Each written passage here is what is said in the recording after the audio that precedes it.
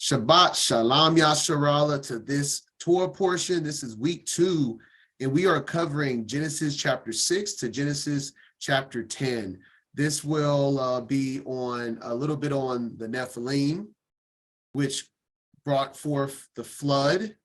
And that's the majority of this reading is Nephilim, flood, and then them getting out off the ark. And so, yeah, so we're going to blow the shofars. Let's get it.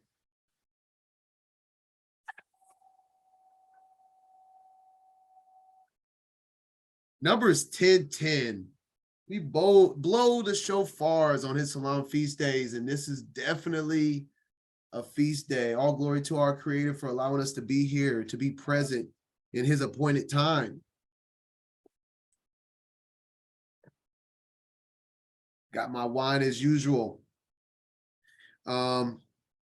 Before we get started on chapter 6, I said at the end of last week, I meant to bring up the timeline that I didn't have open. So we're going to glance out after every Torah portion. I want to show a visual timeline of where we're at on the history within the scriptures.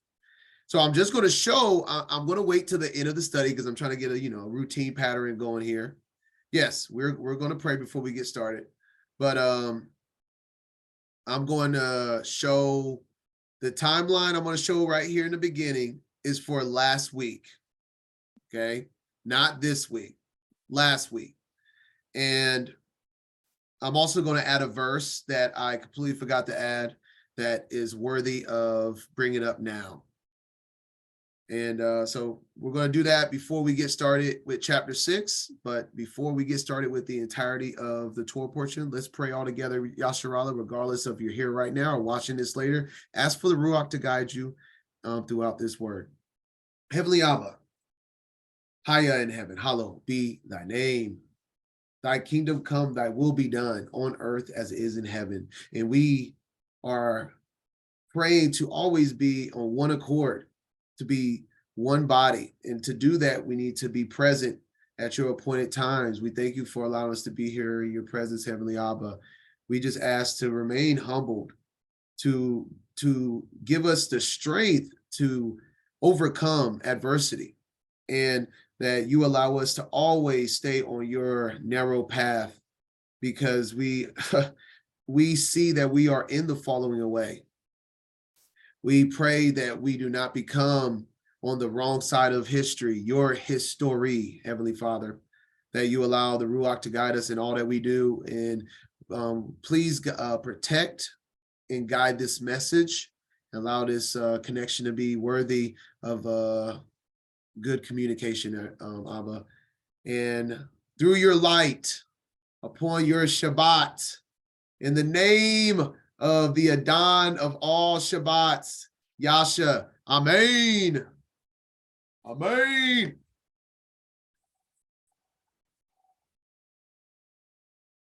All right. Let's do this. I got my armor on. Let's go.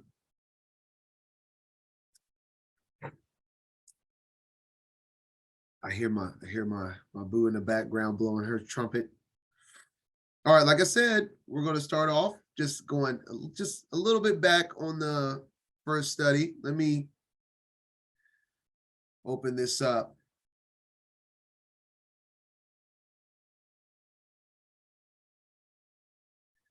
This should have been read in the forefront at the beginning of last week, and it's necessary to bring it up because Mashiach is worthy of our time.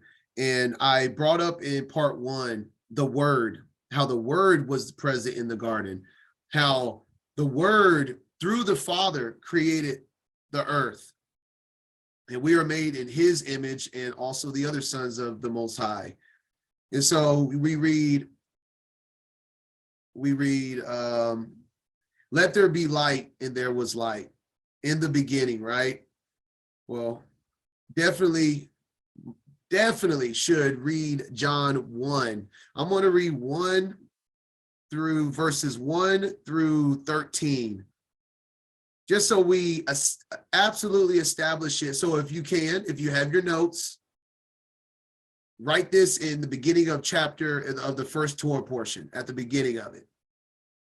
Because in the beginning was the Word, and the Word was with Elohim, and the Word was Elohim. The same was in the beginning with the Most High. All things were made by him. We said in week 1, when I was everything, when I even brought up that how he picked up the firmament with 3 fingers. These are Mashiach's fingers, made by him, and without him was not anything made that was made. In him was life, and the life was the light of men. And the light shineth in darkness, and the darkness comprehended it not. Remember that in week 1. Let there be light. There was darkness before he said, let there be light. So this is 100% talking about the beginning of the Word, the beginning of the Bible. Read, like I said, I'm reading verse 13 though.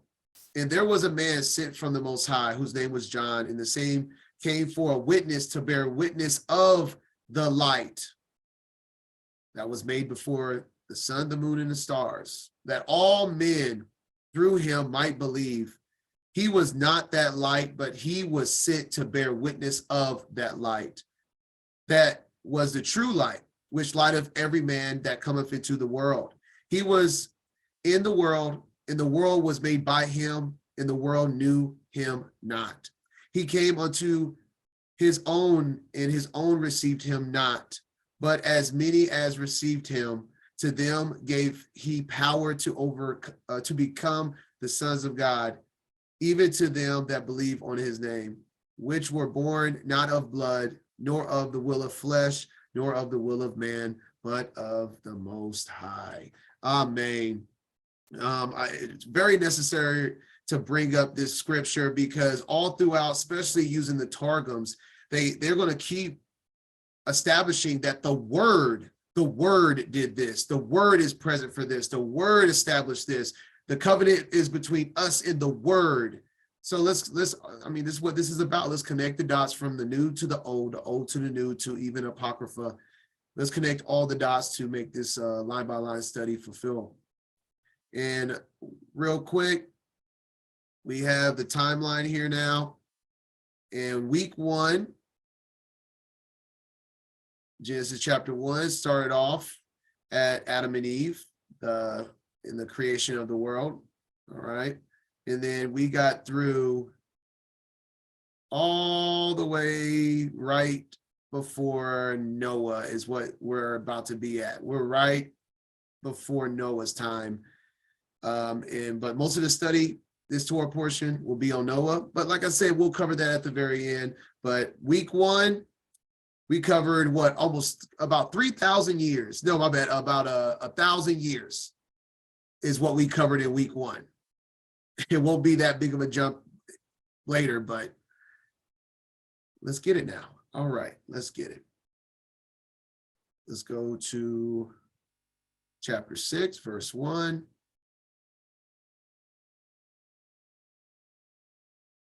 Week 2 Torah portion starts now. Genesis 6. And it came to pass, when men began to multiply on the face of the earth, and daughters were born unto them, that the sons of God saw the daughters of men that they were fair, and they took them wives of all which they chose. And the Lord said, My spirit shall not always strive with man, for that he also is flesh, yet his days shall be 120 years. There were giants in the earth in those days, and also after that, when the sons of God came in unto the daughters of men, and they bare children to them, the same became mighty men, which were of old, men of renown. All right, let's stop there, because those 4 verses are packed, and in amongst churches, they act like it doesn't exist. This is what the whole flood is about.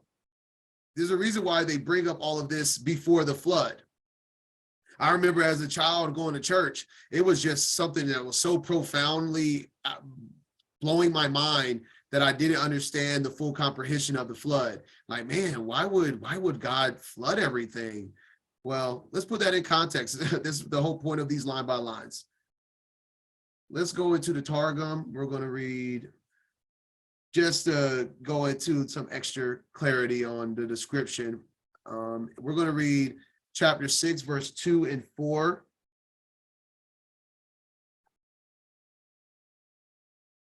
Within the Targum. Okay.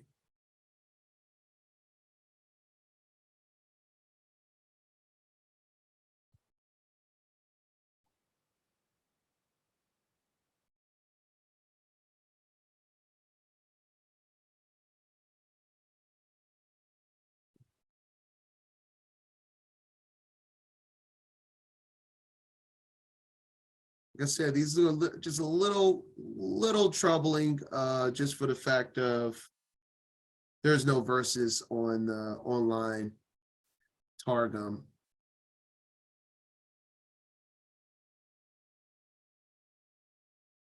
Huh. It's not 6. 1 second.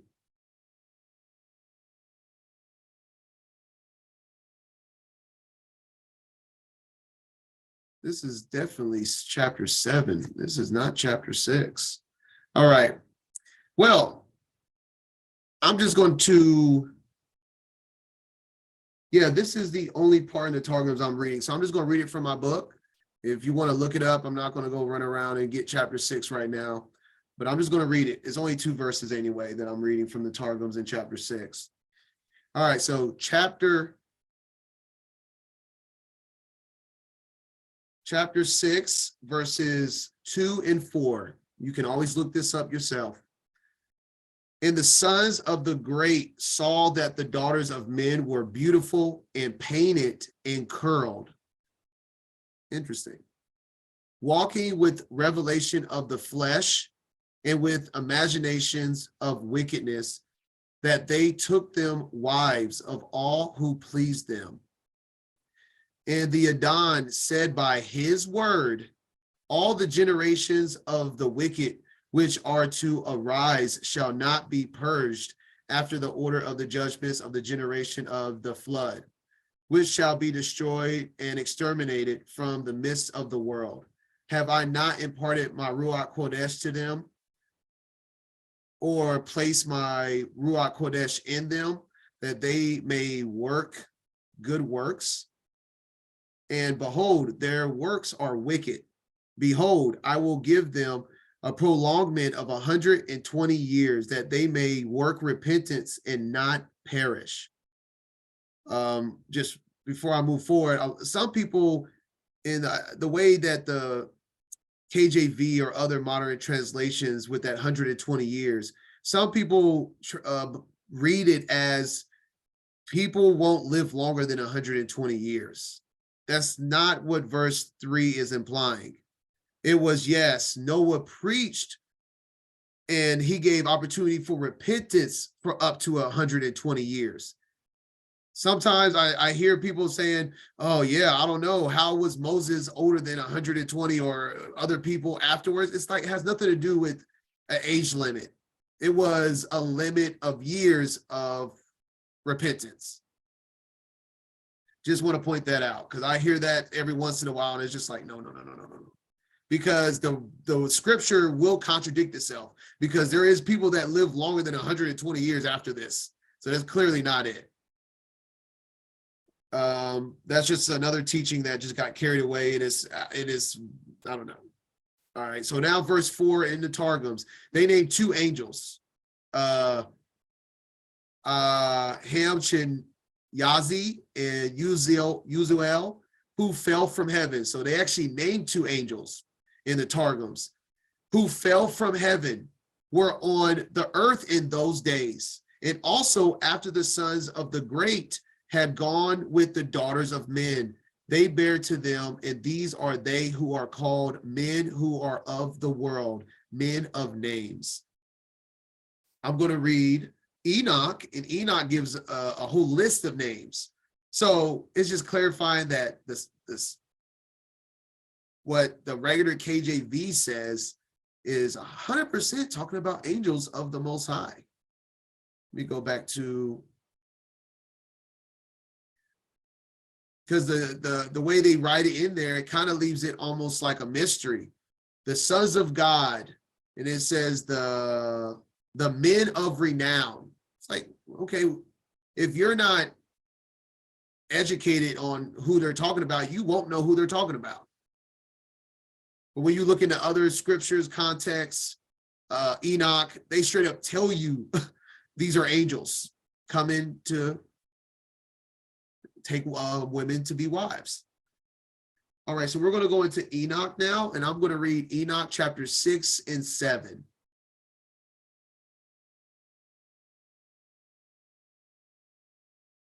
Ooh.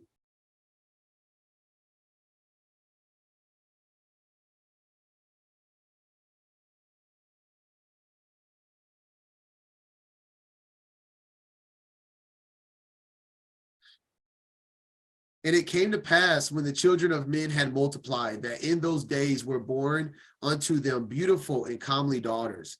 And the angels and the children of heaven saw and lusted after them. I mean, man, very straightforward, right? And said to one another, come, let us choose us wives from among the children of men, and begat us children. And Simjaza, whom was their leader, said unto them, I fear ye will not indeed agree to do this deed, and I alone shall have to pay the penalty of a great sin. And they all answered him and said, let us all swear an oath, and all bind ourselves by mutual imprecations, not to abandon this plan, but to do this thing. Then swear they all together and bound themselves by mutual imprecations upon it, and they were in all 200 who descended in the days of Jared. So that's what I was saying, right before Noah. This is, well, the actual days of Jared is Enoch's father. So what, yeah, a few hundred years before Noah is when this first happened. Where am I at? On the summit of Mount Hermon. What's the movie? There's a movie productions that has the Mount Hermon with the stars. I can't remember. Someone help me out real quick. Let me just throw a line. So those that don't know, they can go and look it up and see the stars come down upon Mount Hermon. This is that is what this is illustrating right here in plain sight. Let me see what y'all got. Paramount. Thank you. Paramount, if you haven't looked at it yet with these eyes, with the scales off your eyes, look up the Paramount intro to their movies, and they'll have the stars come down upon a mountain, which is Mount Hermon. That's what that whole thing 100% is illustrating. And they called it Mount Hermon because they had sworn and bound themselves by mutual imprecations upon it. And then it gives their names. I'm not going to read all their names. Let's go to chapter 7. And all the others together with them took unto themselves wives. Each chose for himself one, and they began to go in unto them and to defile themselves with them. And they taught them charms and enchantments and the cutting of roots, and made them acquainted with plants, and they became pregnant. And they bear great giants. So, I mean, when you read Enoch, Enoch leaves no imagination to it. He tells you the angels came down, they took wives of women, and they impregnated them, and that is the origin of giants, which later on shows us that these giants are the origin of the demonic spirits that we all are surrounded by now, whose height was 300 ells, whatever, I mean, 3,000 ells, whatever, how big that is. But in the days of Noah, they were huge, really huge, who consumed all the acquisitions of men. And when men could no longer sustain them, the giants turned against them and devoured mankind. People wonder why the flood? Because it was going to be an earth full of giants. They were going to finish mankind off. It's a pretty good explanation, don't you think? You hear just basic, oh yeah, your God floods the earth. How evil. Guys, the seed of the angels were going to devour mankind. You and me wouldn't exist if there was no flood. So put that in perspective. And they began to sin against birds, and this is other animals too, birds and beasts and reptiles and fish, and to devour one another's flesh and drink the blood. Then the earth laid accusation against the lawless ones. These are making, when it talks about these, they talk about chimeras. Chimeras is a mix of two different species' DNA. We're not talking about like a dog and a dog. No, we're talking about you trying to make a new animal from a dog and a cat. This was all that was going on in those days. You had giants, you had mixed breed chimera animals. So it was a disaster. But obviously the Most High allowed this to happen for a purpose, for a reason, for the story, for the deliverance, and etc. But this is the purpose of the flood. Wow, someone, Ralph says 300,000 L's, or is that 300 or 300,000? Because it's 300,000. You're saying that's 300 L's is 1,125 feet. So that's 3,000. Okay, so 3,000 L's is 1,125 feet. Wow. Like I said, giants were skyscrapers back in those days. It's crazy, really crazy. And I'm not going to go there, but if you read in 2nd Esdras, it tells you when the earth was young, she begat children that was larger. We're in the last days. We're the smallest existence of man. It straight up tells us that in the earlier days, man in general, not just giants, but I believe a man like Enoch.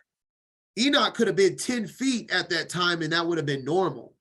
Because the earth was young, the earth produced them in a bigger stature. Look it up. Give you some homework there. All right, and last but not least, we're going to 1 Corinthians 11, 3 through 10. Keeping on the topic of the angels coming down to take women for wives. Now, once you read it in this perspective, after, putting it all together, it makes so much sense of what he's talking about. So 1 Corinthians 11, 3 through 10. But I would have you know that the head of every man is Mashiach, and the head of the woman is the man, and the head of Mashiach is the Most High. Every man praying or prophesying, having his head covered, dishonors his head. So this is saying if a woman is a spiritual head of the household, that is dishonoring the man. But every woman that praying or prophesying with her head uncovered, dishonors her head. So if a woman is under her father's household or her husband, she shouldn't be the leader, or her head is not covered because her cover is a man. For that is even all one as if she were shaven. For if the woman be not covered, let her also be shown. But if it be a shame for a woman to be shown or shaven, let her be covered. For a man indeed ought not to cover his head, for as much as he is the image in the glory of Elohim. But the woman is the glory of man. Remember, we went over this last week. Woman was made from man. When he made mankind, he did it when he said male and female, he made them both. He didn't make them both at the same time. We understand this. Chapter 2 clearly shows us that he made Adam in the image of the sons of God. And then then the rib of Adam produced woman. That's what's going on here. Man was made in the image and the glory of the sons of God, which is the image of the Most High. But woman is the glory of man. Remember, man, it's not good for man to be alone. And he made woman from man. For the man is not of the woman, but the woman of the man. All right, main point here, connecting all the dots. Neither was man created for woman, but woman for man. For this cause ought the woman, so all of this is about a woman having a godly cover of a man. For this cause ought the woman to have power on her head because of the angels. When people are reading this verse and there's talking about an actual head covering, not speaking against women wearing a covering for modesty or anything like that, but it's just it's a wrong way of interpreting this passage. It's not talking about a woman putting a head covering on her head to protect her. You putting any fabric on your head is not going to protect you from sleeping with a demonic deity such as an angel. This is exactly what it's talking about. For this cause ought the woman to have power, a man, on her head. If you have a man of the Most High, how could you ever worry about an angel? All of these things are linked. You putting something over your head, nowhere, no how does it protect you from you sleeping or being with a demonic deity, a person filled with demons, or, there still could be angels amongst us till this day doing this. It says that there will be giants before the flood and after the flood. So there's many different ways it could happen. Who knows all the different ways? But this is the purpose of having a godly man as a cover, because of the angels. And we just read why. Has nothing to do with a fabric. I'm sorry, y'all. Fabric ain't going to protect you from an angel, or you making a decision to marry a person that has demons that will drive you all the way to the bad side of Sheol. So that's correct interpretation. Let's roll now. Let's continue with chapter 6.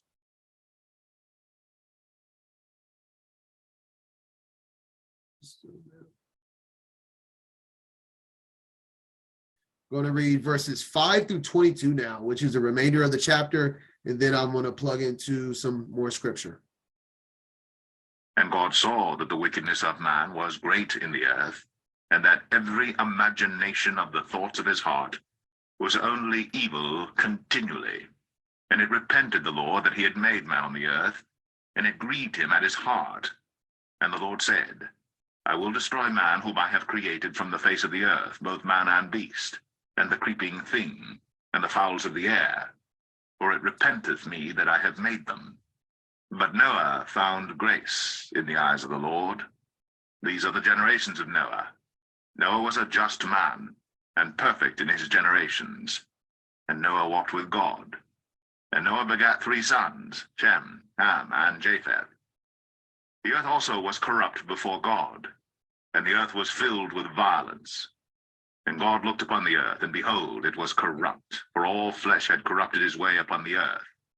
And God said unto Noah, The end of all flesh is come before me, for the earth is filled with violence through them, and behold, I will destroy them with the earth.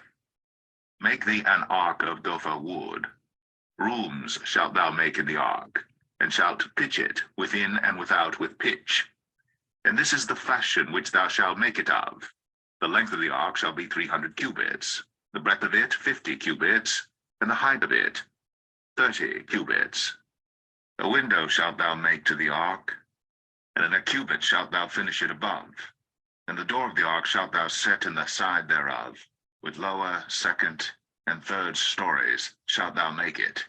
And behold, I, even I, do bring a flood of waters upon the earth to destroy all flesh wherein is the breath of life from under heaven. And everything that is in the earth shall die. But with thee will I establish my covenant. And thou shalt come into the ark, thou, and thy sons, and thy wife, and thy sons' wives with thee. And of every living thing of all flesh, 2 of every sort shalt thou bring into the ark, to keep them alive with thee. They shall be male and female. Of fowls after their kind, and of cattle after their kind, of every creeping thing of the earth after his kind, 2 of every sort shall come unto thee to keep them alive. And take thou unto thee of all food that is eaten, and thou shalt gather it to thee, and it shall be for food for thee and for them. Thus did Noah, according to all that God commanded him, so did he. Chapter 6.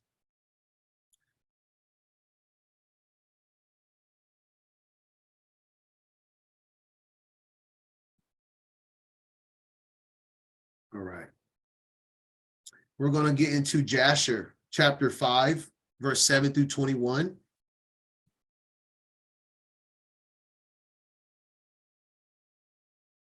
Let's see. Chapter 5 of Jasher, verse 7 through 21. All right. Speak ye and proclaim to the sons of men, saying, thus says the Most High, the Adon. Return from your evil ways and forsake your works. And the Adon will repent of the evil that he declared to do to you, so that it shall not come to pass. So this is the 120 years we're talking about. Oh, it says in the next verse. Let me just read it. Verse 8, for thus says the Adon, behold, I will give you a period of 120 years. And you see how clear it is? This is why it's so important when you're looking into something. From the Targums to the book of Jasher, it tells you, I'm giving you 120 years to repent. When you just read the KJV, for example, some people can interpret it as, oh, I'm only going to let people live for 120 years somehow, right? Continuing. If you will turn to me and forsake your evil ways, then will I also turn away from the evil which I told you, and it shall not exist, says the Adon. And Noah and Methuselah spoke all the words of the Most High to the sons of men day after day, constantly speaking to them. But the sons of men would not hearken to them, nor incline their ears to their words, and they were stiff-necked.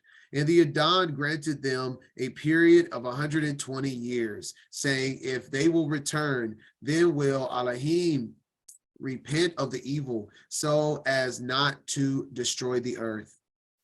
Noah, the sons of Lamech, refrained from taking a wife in those days to beget children, for he said, surely now Elohim will destroy the earth. Wherefore then shall I beget children? And then let me stop there, because it's interesting for the time we're in. Remember, we're as in the days of Noah, and I feel like there are people doing the same exact thing.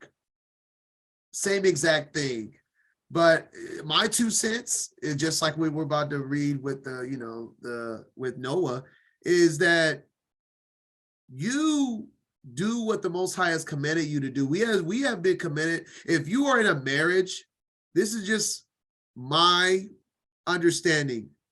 We're commanded to be fruitful and to multiply. Then multiply, be fruitful. Don't hold back because you think you know more of what's about to happen than the Most High. Because that's exactly what's going on. Noah's holding back. He's like, I already know the prophecy. The flood's about to come. I ain't trying to have children. I ain't trying to do none of that. But the Most High is like, yo, you supposed to have children, right? We're commanded to multiply, and he commands them after the flood to multiply. But we'll get to that. Let me continue reading now. Oh my goodness, where did I leave off? Okay, right here. And Noah was a just man. He was perfect in his generation, and the Adon chose him to raise up seed from his seed upon the face of the earth. And the Adon said unto Noah, take unto thee a wife and begat children, for I have seen the righteous before me in this generation. So there's always room for more righteous children, in other words. When he says multiply, this is specifically, most importantly, talking about the righteous. So if you think you're righteous, if you have looked in my studies about what we are to become, there's a number that needs to be fulfilled. The end will come when the number of the righteous have been born. How do you know your child isn't the one that we're waiting on for all things to be fulfilled, for that number to become whole, right? I'm just throwing this out here. All right. Generation. And verse 15, and thou shalt raise up seed in thy children with thee in the midst of the earth. And Noah went and took a wife, and he chose Naamah, the daughter of Enoch. And she was 580 years old. That's just crazy. That's crazy, right? Yeah. Everything was crazy before the flood. And Noah was 498 years old when he took Naamah for a wife. And Naamah conceived and bare a son, and he called his name Japheth, saying, Elohim has enlarged me in the earth. And that is the prophecy of Japheth, by the way. Japheth is like, supposed to be like the largest seed of Noah upon the earth. And she conceived again and bare a son, and he called his name Shem, saying, Elohim has made me a remnant. Well, guess what? That is the prophecy of Shem.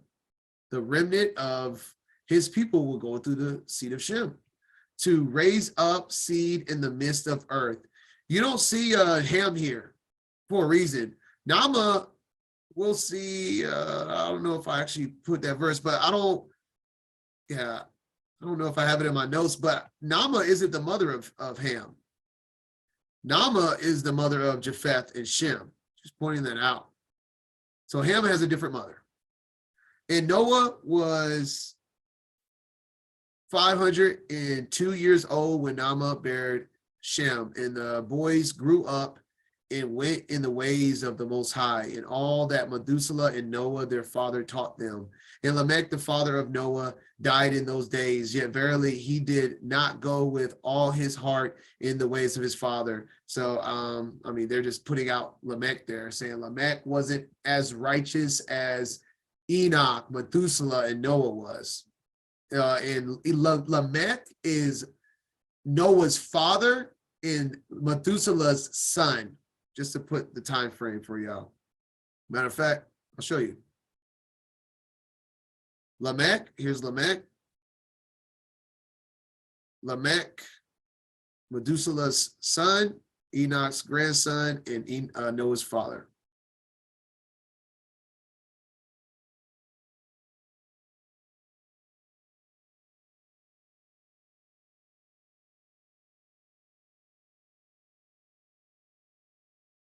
Right. Where am I at? Where am I at?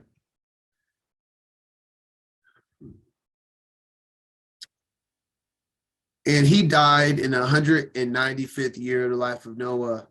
And all the days of Lamech was 770 years, and he died. And last verse here. And all the sons of men who knew the Most High died in that year before the Most High brought the evil upon them. So, I'll finish first. For the Most High willed them to die.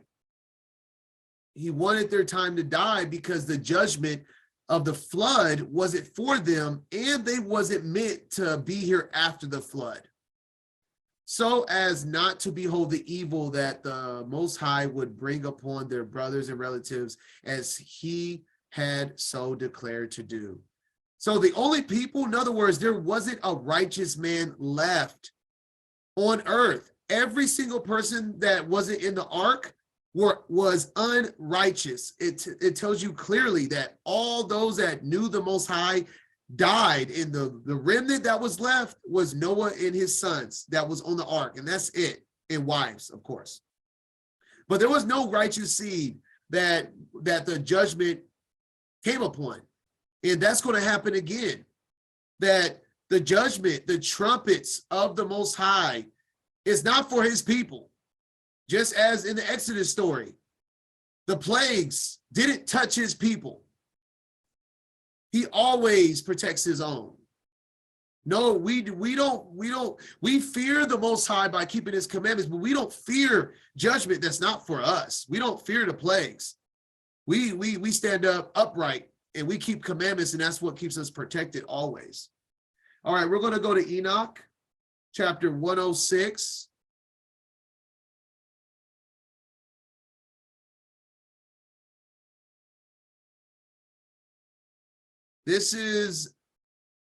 I'm reading the whole chapter 106 because this is Noah. This is Noah's birth, and it's very interesting. So I'm just going to read the whole of Enoch chapter 6 here.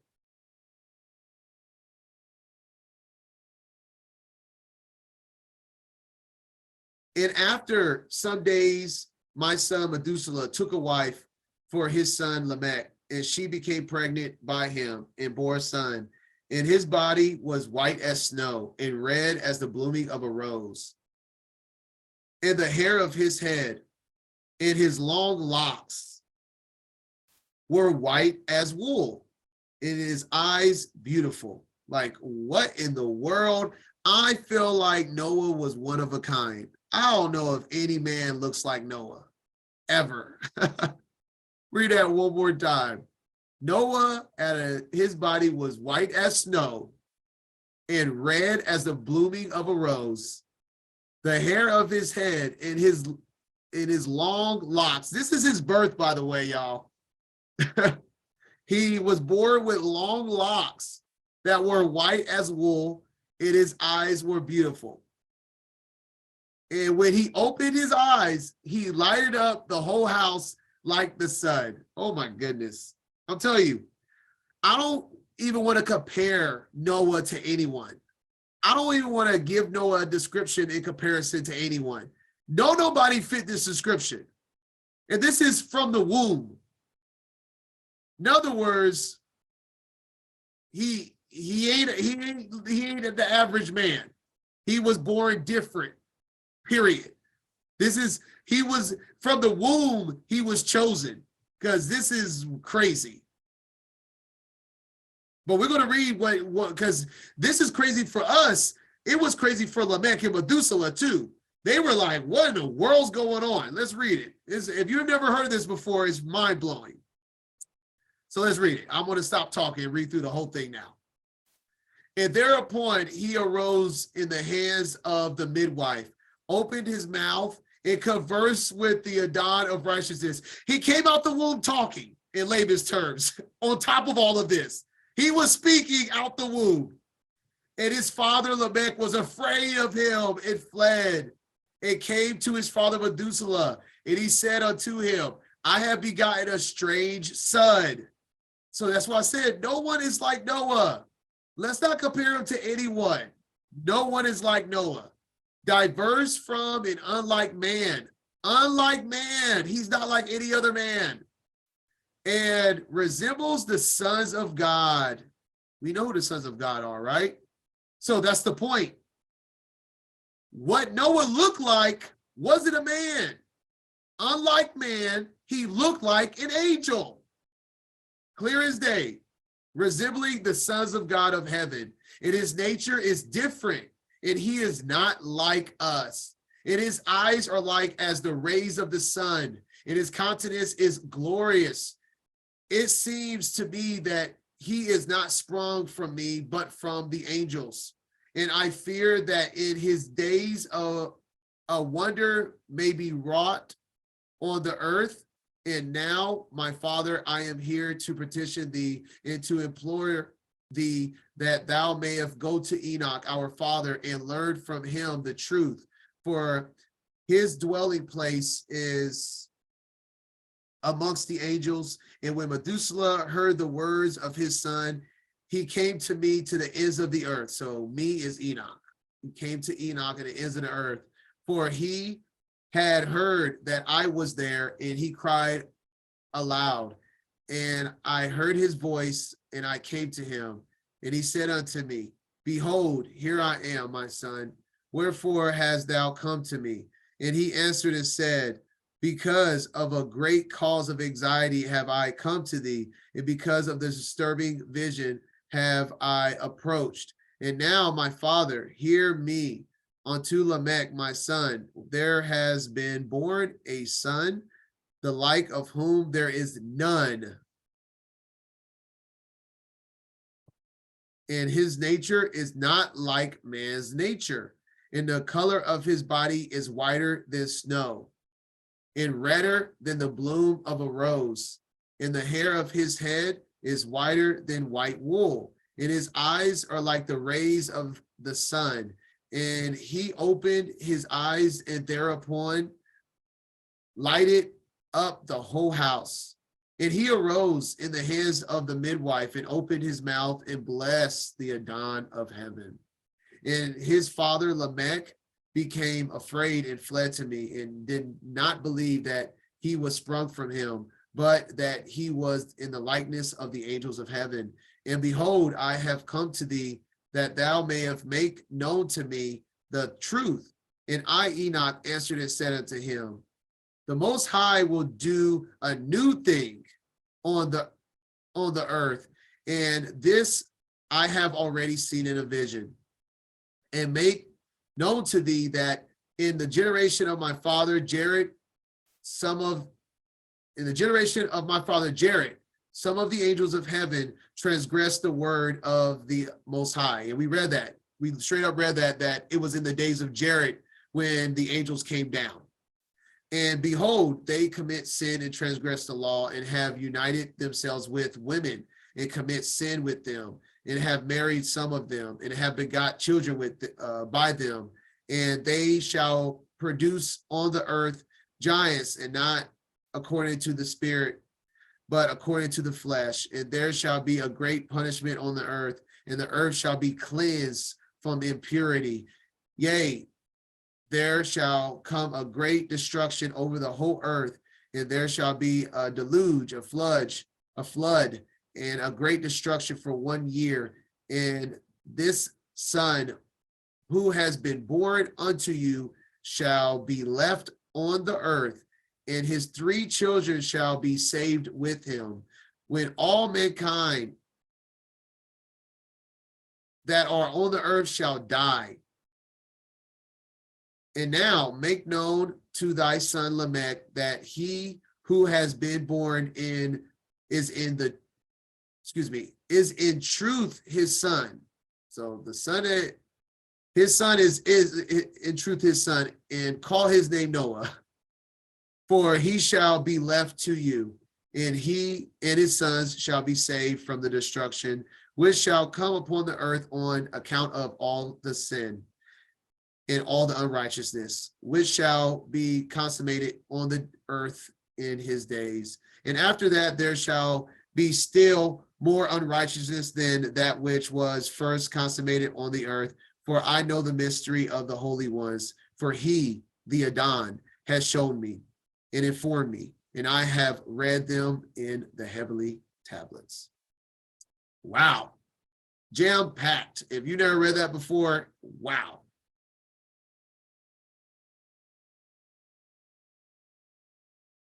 All right, last one now. We're going to read a couple of New Testament scriptures on the flood. We're going to read Luke chapter 17, verse 26 and 27. As in the days of Noah, so shall it be also the days of the Son of Man.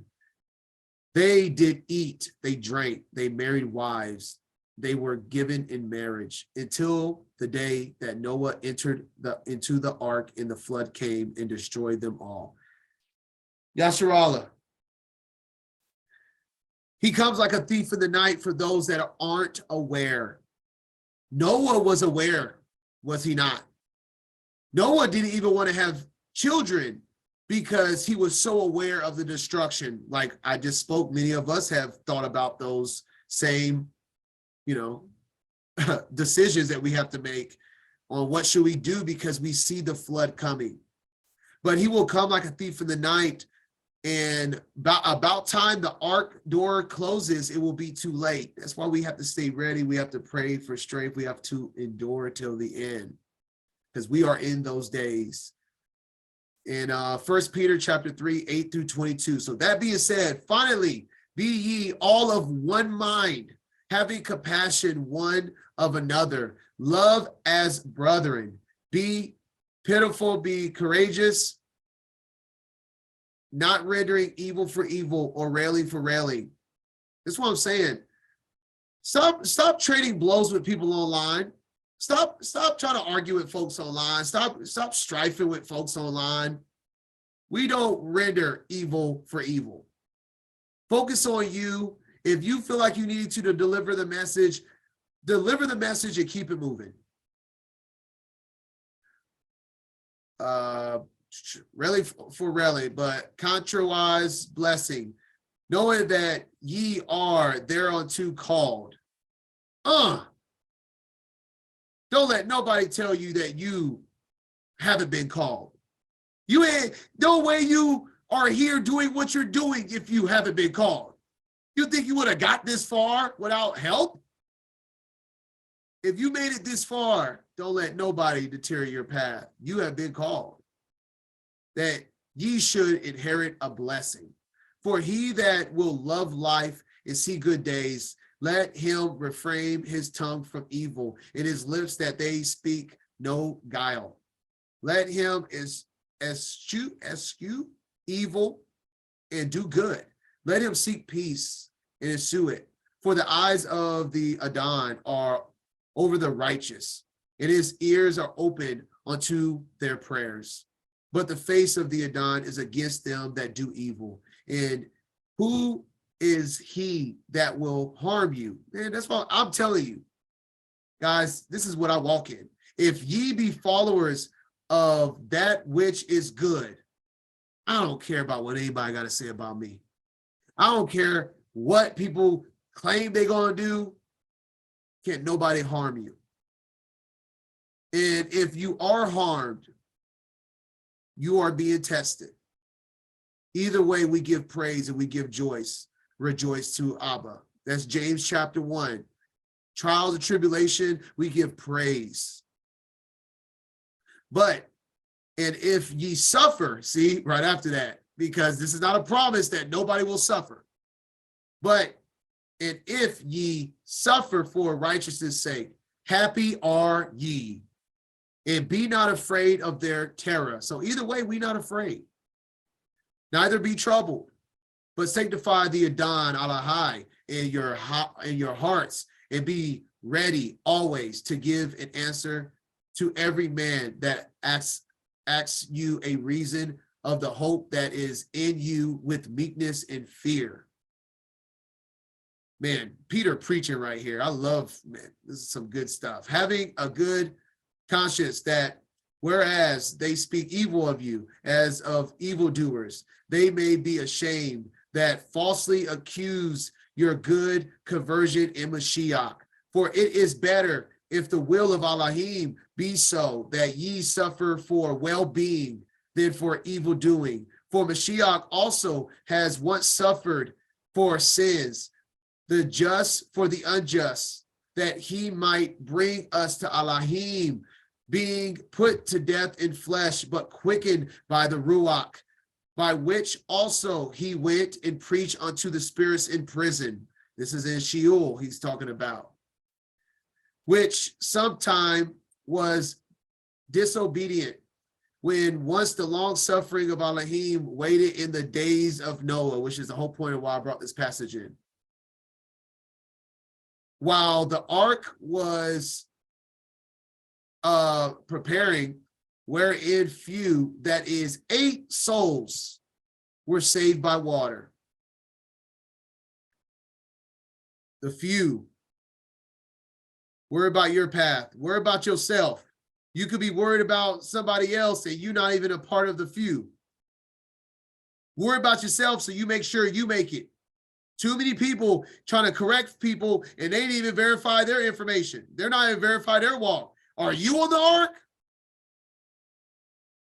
How would you know? Oh, because somebody told you were on it, not because you got scripture to back it up. Check yourself before you wreck yourself. The like figure whereunto even baptism, the flood the flood is a symbol of cleansing the earth. It's, remember, we have to be born by water and by spirit. Even Mashiach came down and was baptized in water. This started from the flood. The flood was the first cleansing of water. So we too are to be born again by water and by spirit.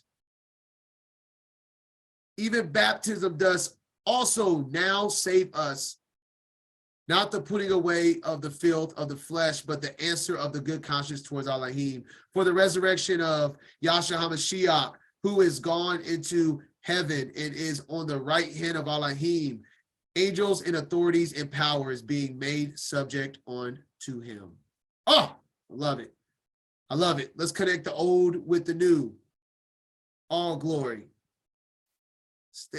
Stay focused, family. That's what this passage I read was about. 8 people were saved. Stay focused. Don't be trying to focus on everybody else's stuff and you're not even on the ark. And let me say this, how do you know you're on the ark? Is when scripture supports you. It is not because you want to use one verse. It's because you have studied. You have precept upon precept, line upon line, 2 to 3 witnesses. You know your stuff. You are meditating on the word day and night. You are repenting. You are changing when the Most High gives you awareness of a transgression. That is how you get on the ark. You humble yourself over and over again. You work on compassion. You work on patience. I was telling this to my Aka sister the other day. This life is not about making it to the kingdom. The millennium reign is about making it to the kingdom, because after this life, we don't make it to the Most High's kingdom. We make it to the millennium reign kingdom. So in other words, millennium reign is only 1,000 years. We haven't earned eternal life yet.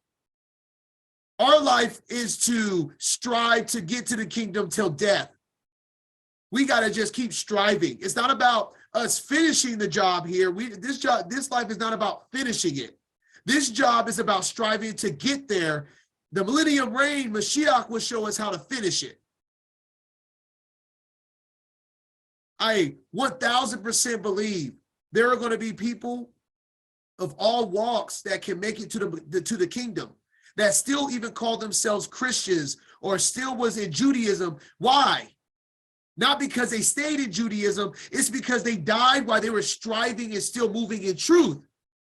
He saw where they were going, and he's going to give them opportunity to fulfill that path if they choose to walk in his commandments in the millennium reign.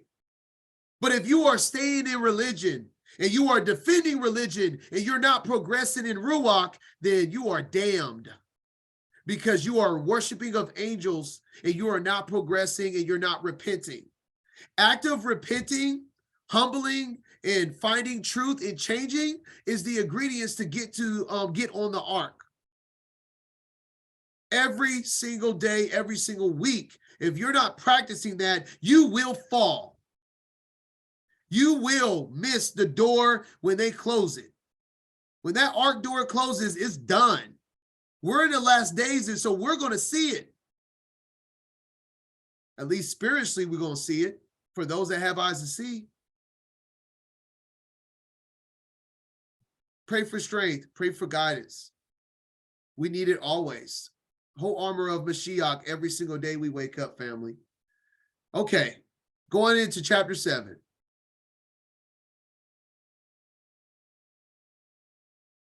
Genesis 7. And the Lord said unto Noah, Come thou and all thy house into the ark, for thee have I seen righteous before me in this generation. Of every clean beast thou shalt take to thee by 7s the male and his female, and of beasts that are not clean by 2, the male and his female. Of fowls also of the air by 7s, the male and the female, to keep seed alive upon the face of all the earth. For yet 7 days, and I will cause it to rain upon the earth 14 days and 14 nights. And every living substance that I have made will I destroy from off the face of the earth. And Noah did according unto all that the Lord commanded him. And Noah was 600 years old when the flood of waters was upon the earth.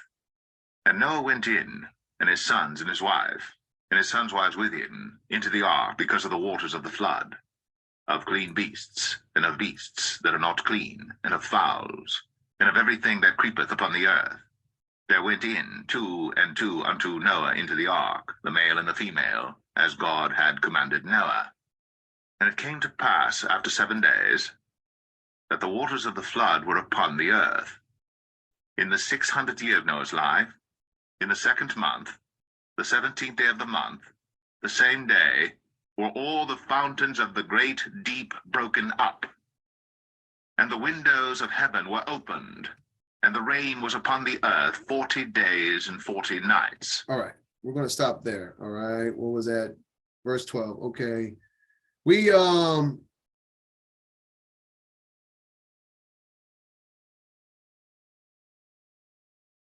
a lot of reoccurring within the word, of course.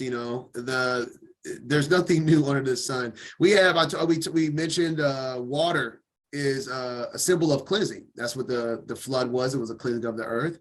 We see in the book of Joshua that the Israelites parted the river of Jordan, and they went through the waters before they went into the Holy Land. We have the same Jordan Mashiach was baptized in, and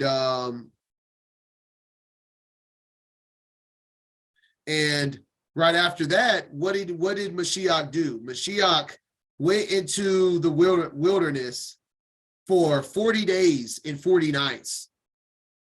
Good gracious. All of these are symbols of being cleansed and through triumphant over trials and tribulation. That's the whole thing going over the flood. The flood lasted for 40 days and 40 nights. So it's cleansing for 40 days and 40 nights, and it's killing off the evil of the earth, so everything would die upon it for 40 days and 40 nights. And that's what the wilderness of Mashiach was about. Specifically, just to give I don't actually have this down, I'm just kind of adding to it, but just to give the precept. Go to Matthew. Let's see. At the end of Matthew chapter 3, we have the baptism of Mashiach at the Jordan, right here. And then cometh Jasher from the Galilee to Jordan unto John to be baptized. We have the cleansing of Mashiach, and then after the cleansing of Mashiach, we just saw the flood. The flood was the flood water came, aka cleansing, baptism, and then after it came, it rained for 40 days and 40 nights, trampling over all the evil transgressions upon the earth. That's exactly what Messiah did right after. Then was Jasher led up of the Spirit into the wilderness to be tempted of the devil. And when he had fasted 40 days and 40 nights, he was afterwards hungered. Not going into the whole story, just showing the connection of Mashiach's life is the Old Testament. The whole Old Testament is about him. He came here as a man doing what the Most High did to the earth in a lot of different spiritual aspects, because it's about him. He is coming here to cleanse the earth from sin as well. What was the whole point of the flood? To cleanse the earth from sin. What's the whole point of Messiah coming here in the flesh? To kill the whole earth from sin, for those that obviously choose to take a part of that covenant. It's the same story, just in a different light through a man that is the son of the Most High. Oh yeah, of course. Passing through the Red Sea from Egypt. We see it over and over again, And so nowadays, let's put it for us. Why in the world will we not expect that we need to be baptized when we're commanded to be baptized? Throughout the entire Bible, what did he use as a source that we have for cleansing? Water. From the flood to the Red Sea, to Jordan, to the baptism at Jordan, to our days, it's still water. Water. We should do what we're commanded, because everyone that is righteous did what they were commanded. Everybody, every person you look up to in the Bible, in all scriptures, did what they were commanded to do. Nowadays, everybody running around trying to figure out how to do stuff that they were not do stuff that they were commanded. Everybody has it backwards. You should look into the Torah and look into the commandments to see how much you can do in this time instead of seeing what stuff do I do not have to do. That's the problem with folks. And I came into the Torah with the same idea. So I'm speaking from experience. I was like, okay, I know we don't have to do all of these. Which ones do we do? Which ones do we really have to do? No. Flip it upside down. Search and seek how much can I be obedient to the Most High, and stop trying to find a way out. It's weak sauce. You will stumble because your spirit ain't right. You're not going in it hard, wholeheartedly. You're looking for some half work. All right. Where am I at? Let's go to. Oh, yes. I wanted to bring up. Oh, Genesis chapter 1. Go into a precept in the first chapter of Genesis to connect the dots of Genesis 7:11. So right here we have Genesis 7:11, and it says, "The same day were all the fountains of the great deep broken up." So that was below. That's where you get like craters. Craters are not made from meteorites. You will never witness a meteorite. You'll never get artifacts of a meteorite because they never happen. So the craters of the earth is the great deep breaking up, because that great deep is below us. And the windows of heaven were opened. Well, that's the whole thing. If you understand scriptural biblical cosmology, so the great deep. Oh, let me do this real quick. The great deep is the waters under. So they were coming through. It's making soft spots, craters. And then we have, it says he opened up the windows of the firmament, right? That we talked about in the first part. Opened up the firmament, and then the great deep, craters, windows. He divides the water below the firmament to the waters above the firmament, which, like I said, you look at any star, it looks like it's underwater because it is underwater.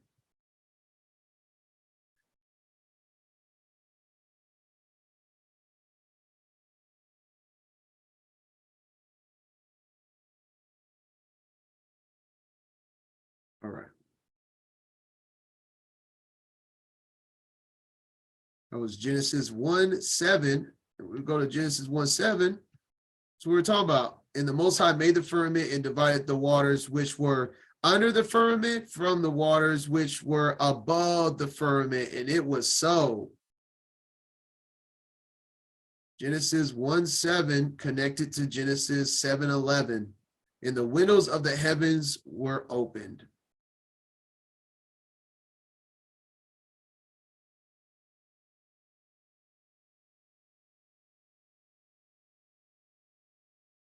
All right.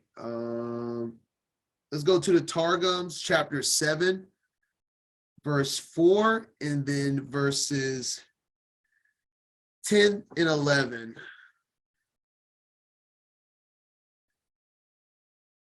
And this says 6 right here, if y'all can see it. I don't know why it says 6, because this is definitely chapter 7. That's what messed me up in the beginning. I'm like, this does not look like chapter 7, because it's not. It's chapter 6 for some reason. All right. All right, let me see here. I have verse 4.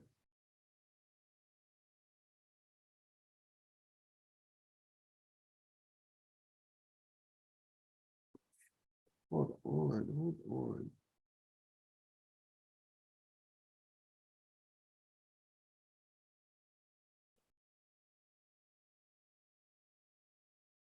Oh my goodness. Give me 1 second. 1 second. We are live, and this happens sometimes. These chapters are not adding up. Because this is not even, let's see. This is not chapter 6. This is actually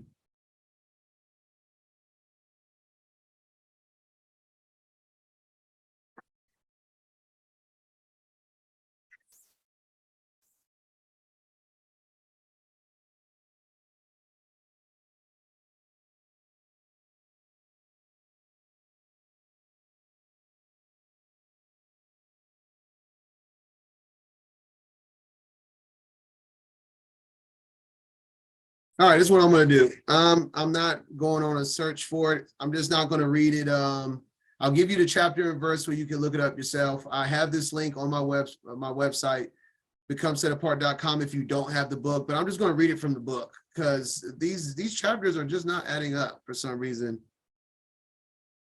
Unless I'm looking at it wrong. I don't know what's going on, but I'm not trying to take the time to figure it out on the live study. So I have the book right here in front of me.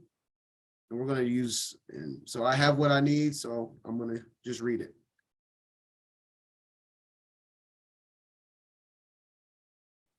All right, so I'm reading, this is chapter 7, verse 4 of the Targum.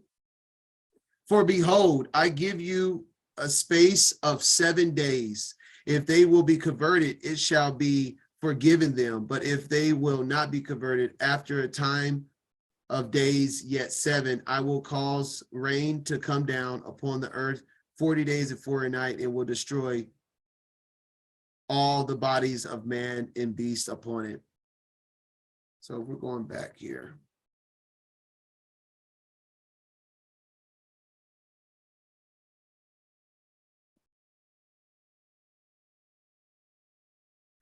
All right, and let's go to, I'm reading verses 10 through 11. So 10 and 11. I think there's some extra description here in 10 and 11 that I wanted to read. So then, like I said, this is in the Aramaic Targum. So verses 10 and 11. And it was at the time of 7 days after the conclusion of the mourning for Methuselah that the Adon beheld, and lo, the sons of men had not turned. In the waters of the deluge, the flood came down hotly from the heavens upon the earth. In the 600th year of the life of Noah, in the 2nd month,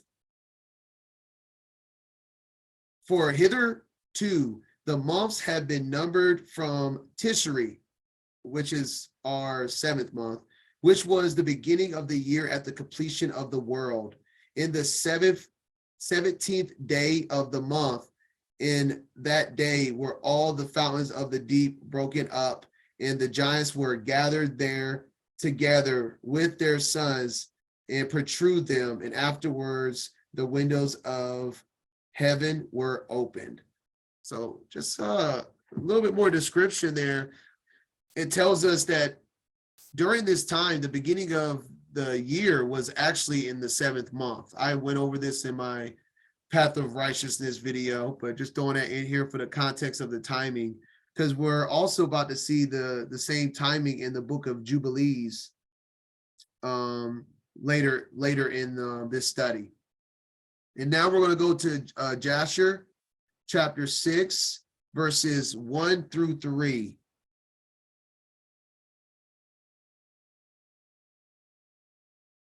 I mean, 1 through 13. Chapter 6, the book of Jasher.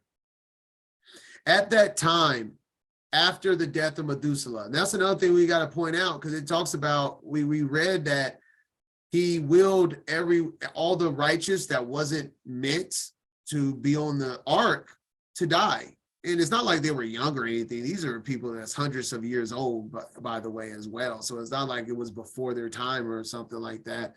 But it was just, it needed to be their time. And so in other words, the last righteous man to die before the flood, they make it clear that this happened after Methuselah died. So now there ain't no more righteous people that's on earth that hasn't already been selected to be on the ark.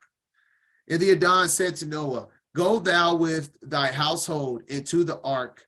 Behold, I will gather to thee all the animals of the earth, the beasts of the field, the fowls of the air, and they shall come and surround the ark.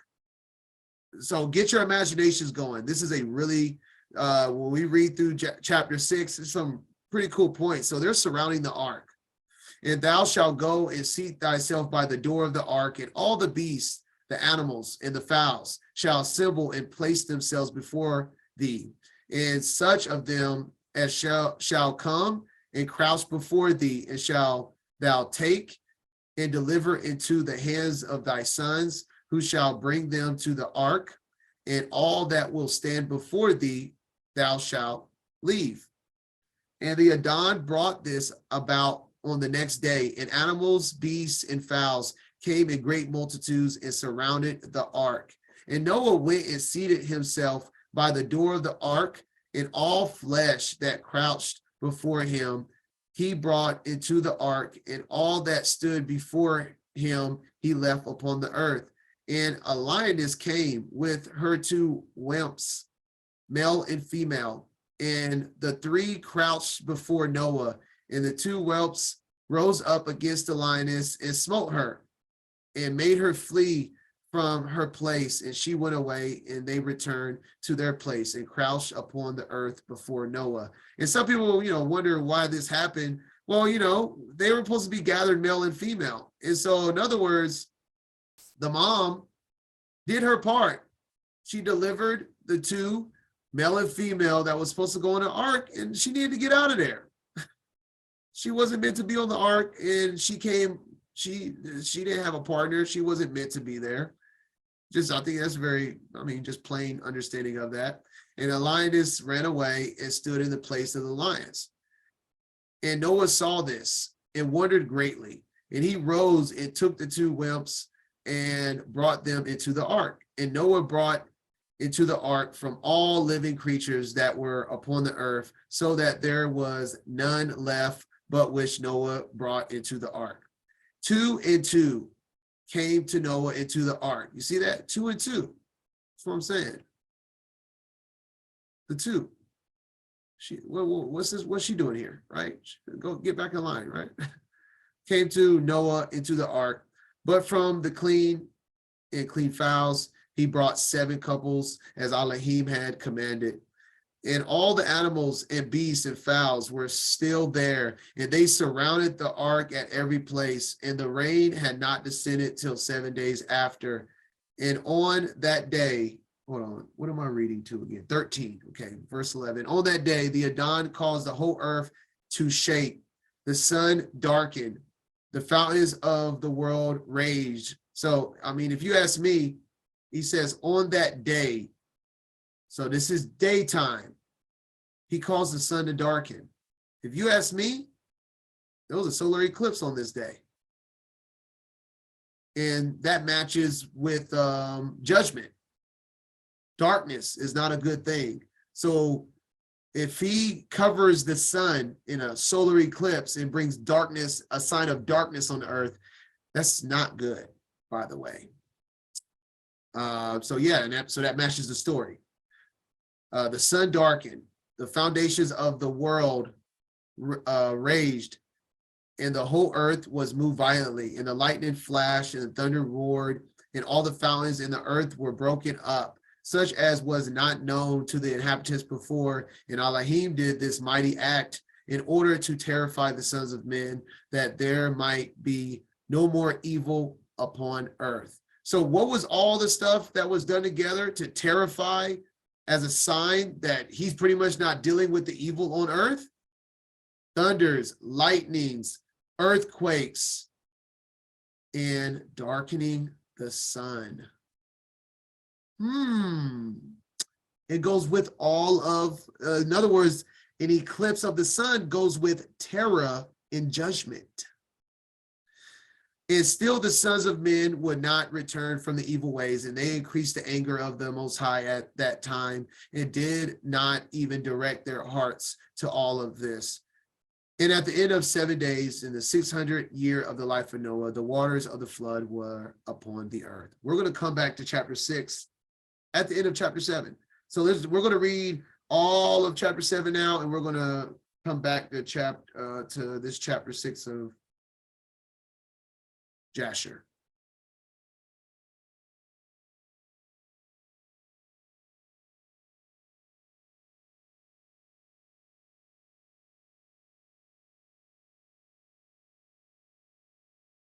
In the selfsame day entered Noah and Shem and Ham and Japheth, the sons of Noah, and Noah's wife, and the 3 wives of his sons with them, into the ark, they and every beast after his kind, and all the cattle after their kind, and every creeping thing that creepeth upon the earth after his kind, and every fowl after his kind, every bird of every sort. And they went in unto Noah into the ark, 2 and 2 of all flesh, wherein is the breath of life. And they that went in, male and female of all flesh, as God had commanded him. And the Lord shut him in.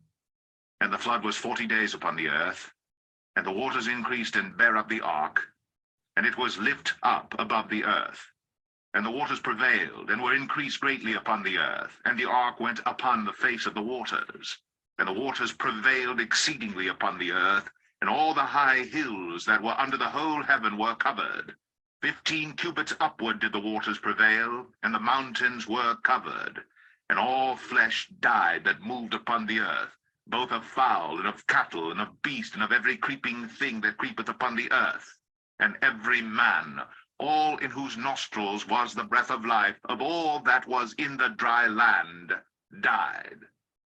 And every living substance was destroyed, which was upon the face of the ground, both man and cattle, and the creeping things, and the fowl of the heaven, and they were destroyed from the earth. And Noah only remained alive, and they that were with him in the ark. And the waters prevailed upon the earth 150 days. All right. Like I said, we're going back to after all of that. So I'm trying to, I want to try to keep the stories side by side, right? So I just wanted to Genesis 7 to lead the way with the flood, the deluge. And so now they're in the ark. The flood is on the earth. This is where we're at. Now we're going back to Jasher, saying the same, speaking of the same story, just a different description.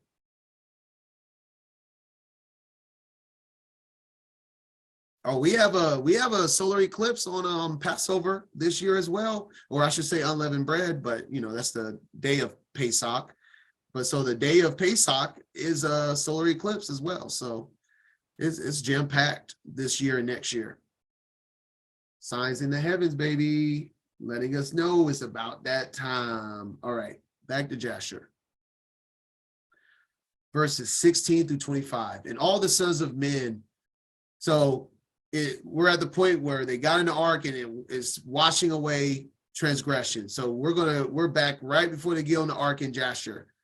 And all the sons of men that were left upon the earth became exhausted through evil on the account of the rain, for the waters were coming more violently upon the earth. And the animals and beasts were still surrounding the ark. This is so cool, y'all. Remember, I told you at the beginning of this chapter, they made it very clear the animals were surrounding the ark, and there's a purpose for this, and we're about to find out right here. And the sons of men assembled together, about 700,000 men and women, and they came unto Noah to the ark. I've actually pondered this in the past of what stopped people from taking the ark. What stopped all these people? 700,000 of them came to the ark when it started to rain and went on the ark. And they called to Noah, saying, "Open for us, that we may come to thee in the ark. And wherefore shall we die?" And Noah with a loud voice answered them from the ark, saying, "Have you not all rebelled against the Most High, and said that he does not exist? And therefore the Most High brought upon you this evil, to destroy and cut you off from the face of the earth. Is not this thing that I spoke to you of 120 years back?" Makes it very clear once again, right? "And you would not hearken to the voice of the Adon. And now do you desire to live upon earth?" And they said to Noah, we are ready to return to the Most High, only open for us that we may live and not die. And Noah answered them, saying, behold, now that you see the trouble of your souls, you wish to return to the Adon. Why did you not return during these 120 years, which the Adon granted you as the determined period? All right, we're going to 25. But now you come and tell me this on account of the troubles of your souls. Now also the Adon will not listen to you, neither will he give ear to you on this day, so that you will not now succeed in your wishes. And the sons of men approached in order to break into the ark, to come in on the account of the rain, for they could not bear the rain upon them. And the Most High sent all the beasts and animals that stood around the ark, and the beasts overpowered them and drove them from that place, and every man went his way, and they again scattered themselves upon the face of the earth. Our Creator, boy, he's a step ahead of everything. How cool is that? It's like, what stopped them? What stopped them from doing that? From taking over the ark? And then it tells you how many people were there. The Most High was always ready. He was like, these evil people are going to try to come and take over the boat. Let me get them. Let me get the lions. Let me get the bears, the tigers. Let me get all them on them. And that's the thing. It wasn't just the animals that was getting on the ark showing up. It was all these animals, because they were there to protect the ark. Love it. All right, let's get back in Genesis chapter 8 now.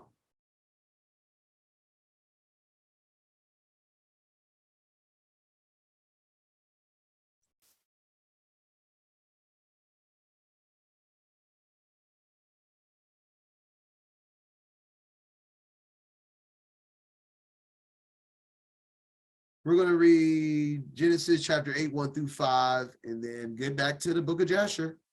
Book of Jasher is just great with this story. Jasher is really great with a lot of Genesis, but I'm just some chapters, man, you know, ton of Jasher just goes hand in hand, and it gives you that extra details that really makes the story that much more good and understandable. Genesis 8. And God remembered Noah and every living thing and all the cattle that was with him in the ark. And God made a wind pass over the earth, and the waters assuaged. The fountains also of the deep and the windows of heaven were stopped, and the rain from heaven was restrained. And the waters returned from off the earth continually. And after the end of the 150 days, the waters were abated. And the ark rested in the 7th month, on the 17th day of the month, upon the mountains of Ararat. And the waters decreased continually until the 10th month. In the 10th month, on the 1st day of the month, were the tops of the mountains seen. And it came to pass at the end of... All right, we're going to stop at verse 5 there. All right, so now the flood is over. The ark has landed. They have not left the ark yet. And so we're going to, like I said, go back and forth, try to stay close to the same timeline with Jasher here. Now we're going to Jasher, same chapter, chapter 6, verse 28 through 34.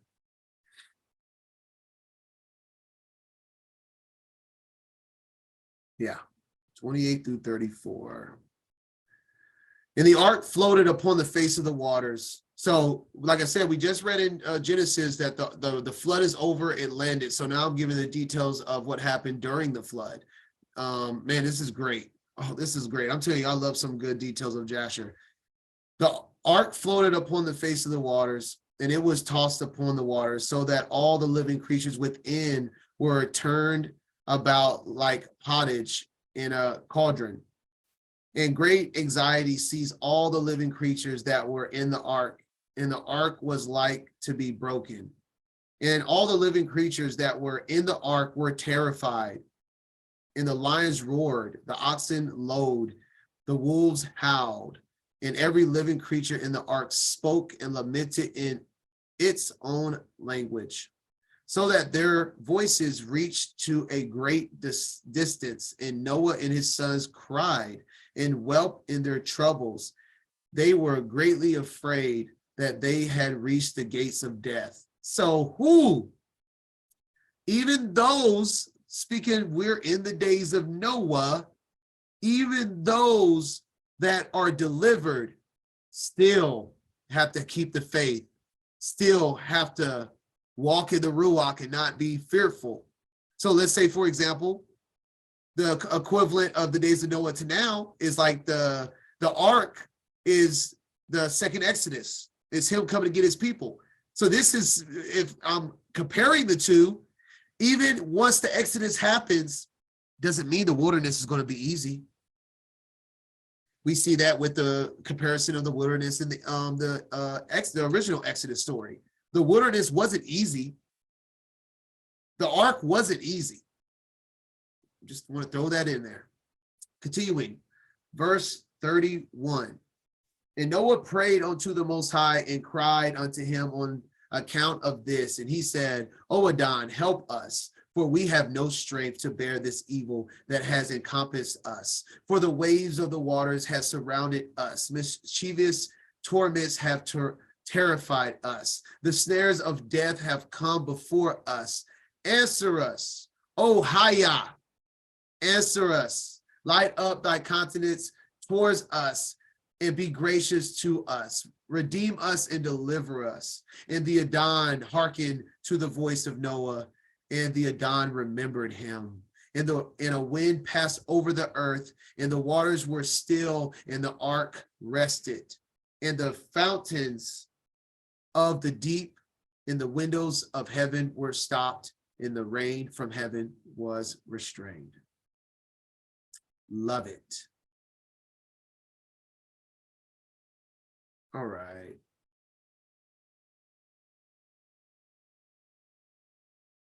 Let's continue. We're going to, since the story kind of goes right into to chapter 9, we're going to read all of the rest of chapter 8, and then I'm going to read half of chapter 9, and then I'm going to come back and talk about it, because I want to get through the whole flood and getting off the flood at this point. So we're going to get through all of that, and then we're going to wrap it up. So let's get through Genesis chapter 8, and then we're going to go right into Genesis 9. No breakage. 40 days that Noah opened the window of the ark which he had made. And he sent forth a raven, which went forth to and fro until the waters were dried up from off the earth. Also he sent forth a dove from him, to see if the waters were abated from off the face of the ground. But the dove found no rest for the sole of her foot. And she returned unto him into the ark, for the waters were on the face of the whole earth. Then he put forth his hand, and took her, and pulled her in unto him into the ark. And he stayed yet other 7 days, and again he sent forth the dove out of the ark. And the dove came in to him in the evening, and lo, in her mouth was an olive leaf plucked off. So Noah knew that the waters were abated from off the earth. And he stayed yet other 7 days, and sent forth the dove, which returned not again unto him any more. And it came to pass in the 601st year, in the 1st month, the 1st day of the month, the waters were dried up from off the earth. And Noah removed the covering of the ark, and looked, and behold, the face of the ground was dry. And in the 2nd month, on the 27th day of the month, was the earth dried. And God spake unto Noah, saying, Go forth of the ark, thou, and thy wife, and thy sons wives with thee.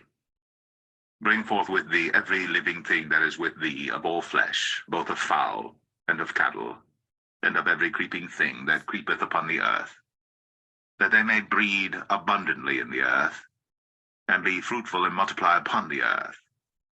And Noah went forth, and his sons, and his wife, and his sons' wives with him, every beast, every creeping thing, and every fowl, and whatsoever creepeth upon the earth after their kinds, went forth out of the ark.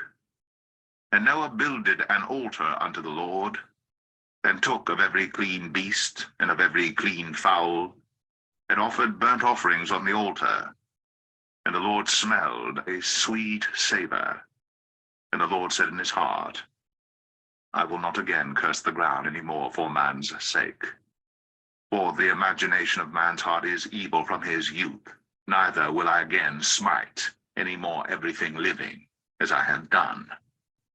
While the earth remaineth, seed time and harvest, and cold and heat, and summer and winter, and day and night shall not cease. All right, I actually changed my mind. I'm going to read Jubilees that I have, and then I'm going to save the other few for chapter 9. So I'm going to read Jubilees chapter 6, verse 1 through 17, and then 25 through 28. But yes, I saw, I talked about this one, with baptism. I saw somebody mention in the chat another correlation with baptism, Messiah, and the flood was the dove. Remember, upon the baptism of Messiah, a dove was brought forth from heaven, and that same dove was used to, clarify that the waters was removed, and the last dove never returned from Noah, as we just read.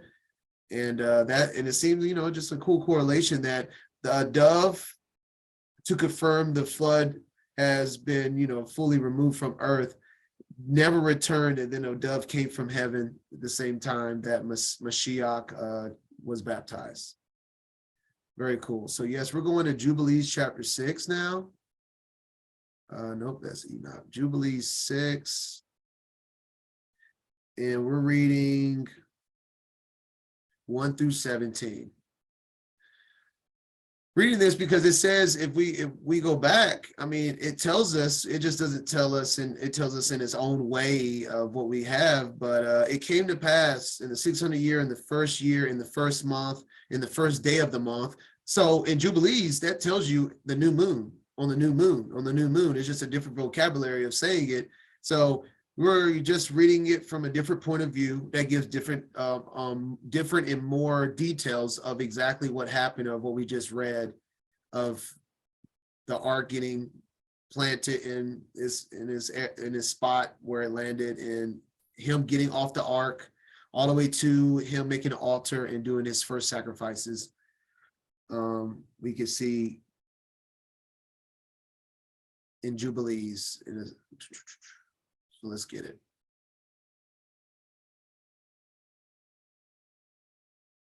All right. And on the new moon of the third month, he went forth from the ark and built an altar on the mountain. So we're right at that end of chapter 8. Chapter 8 is when he gets off the ark and builds an altar. So this is right where we're picking up. And he made atonement for the earth. It took a kid and made atonement by its blood for all the guilt of the earth, for everything that had been on it had been destroyed, save those that were in the ark with Noah. And he placed the fat thereof on the altar, and took an ox and a goat and a sheep and kids and salt and a turtle dove and the young of a dove, and placed a burnt sacrifice on the altar, and poured thereon an offering mingled with oil, and sprinkled wine, and strewed frankincense over everything, and caused a goodly savor to arise, acceptable before the Adon. Guys, what you think is going on? A lot of people don't understand what sacrifices are. People think sacrifices are something like so crazy. You're making the Most High a savoring meal. Like, look at it. With wine. How many people cook with wine? Frankincense, herbs, with oil. Who doesn't cook with oil?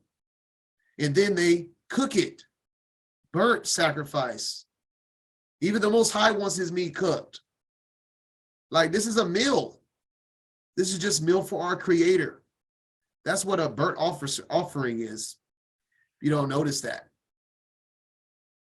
Acceptable before the Most High. And the Adon smelt. Like I said, and what do you do before a nice dinner meal that smells amazing? You look over it, you smell the gooey savor.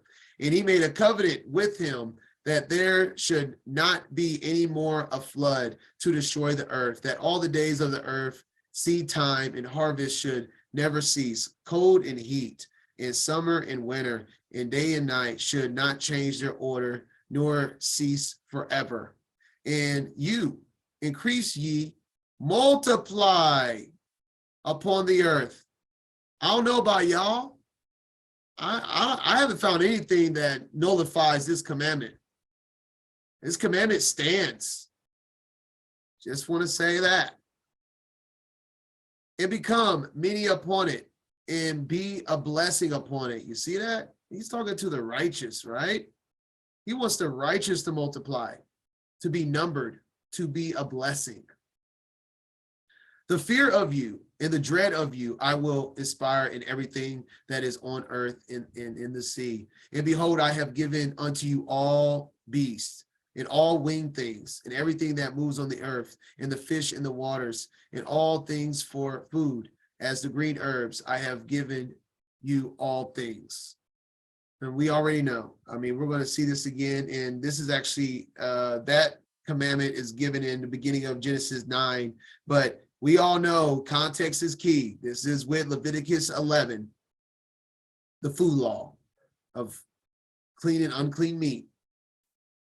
But flesh with life thereof, with the blood, ye shall not eat.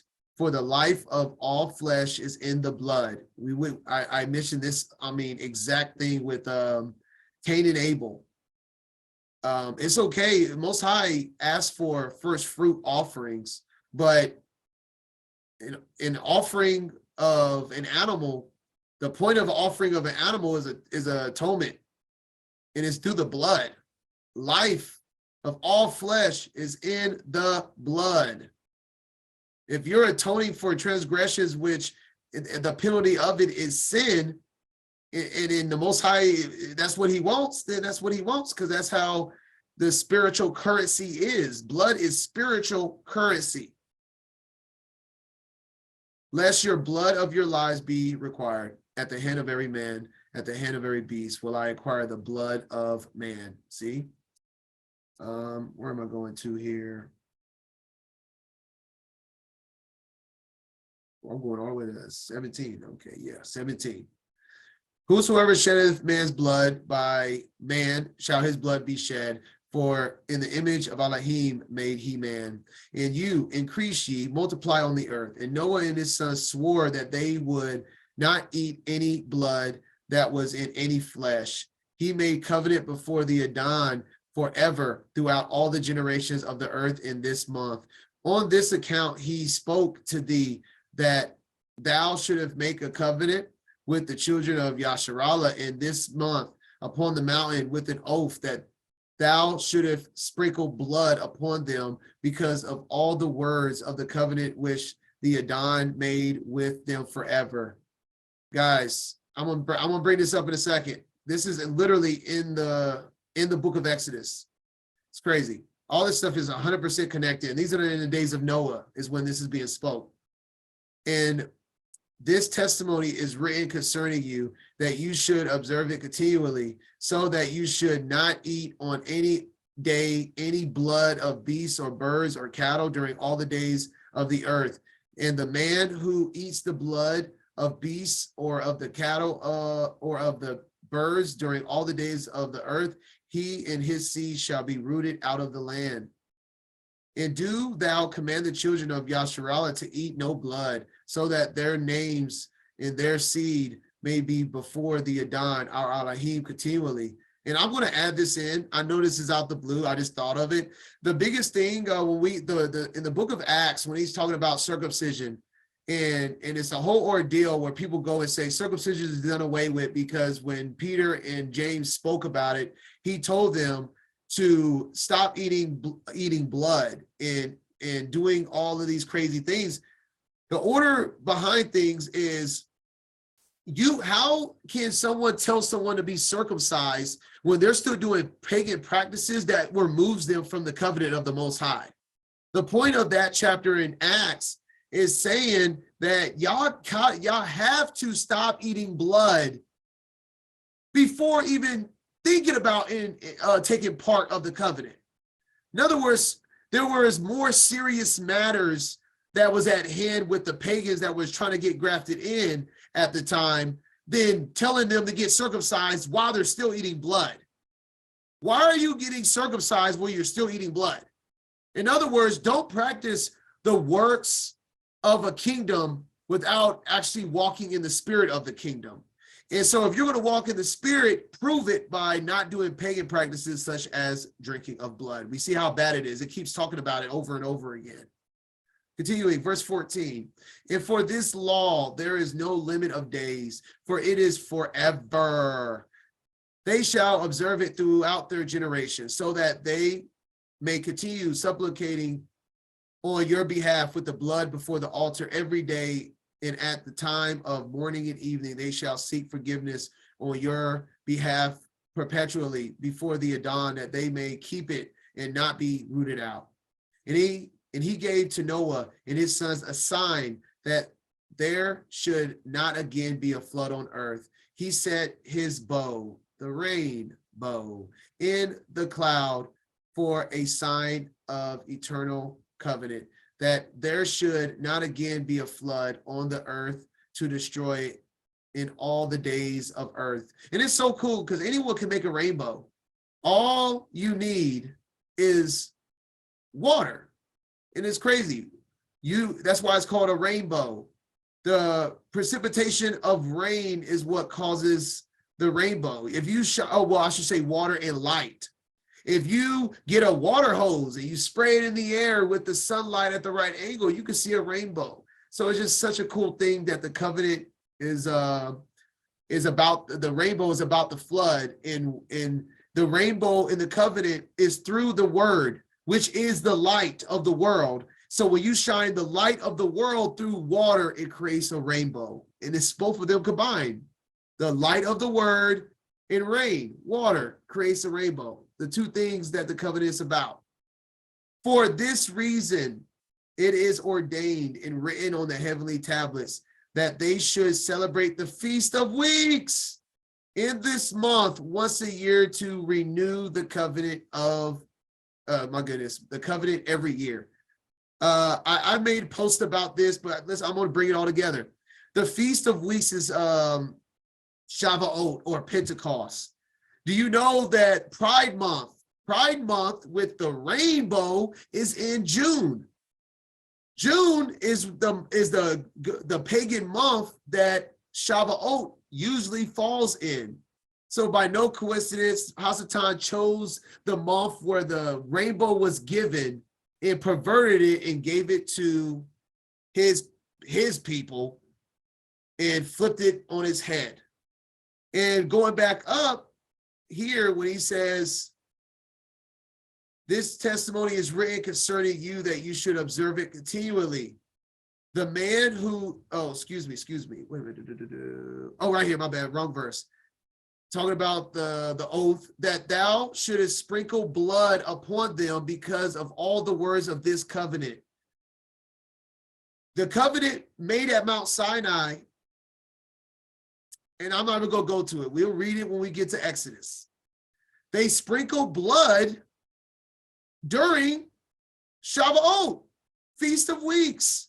So the same timing of this is going on with Noah, given the rainbow during the Feast of Weeks. He mentions that this is a prophecy that you're going to sprinkle blood upon the Israelites for this covenant, literally during the Feast of Weeks.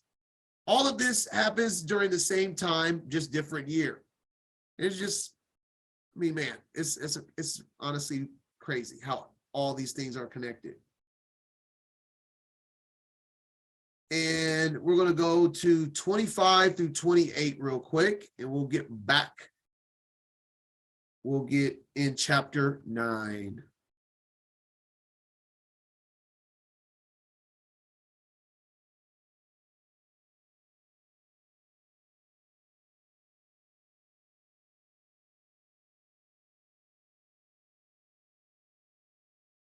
25 through 28.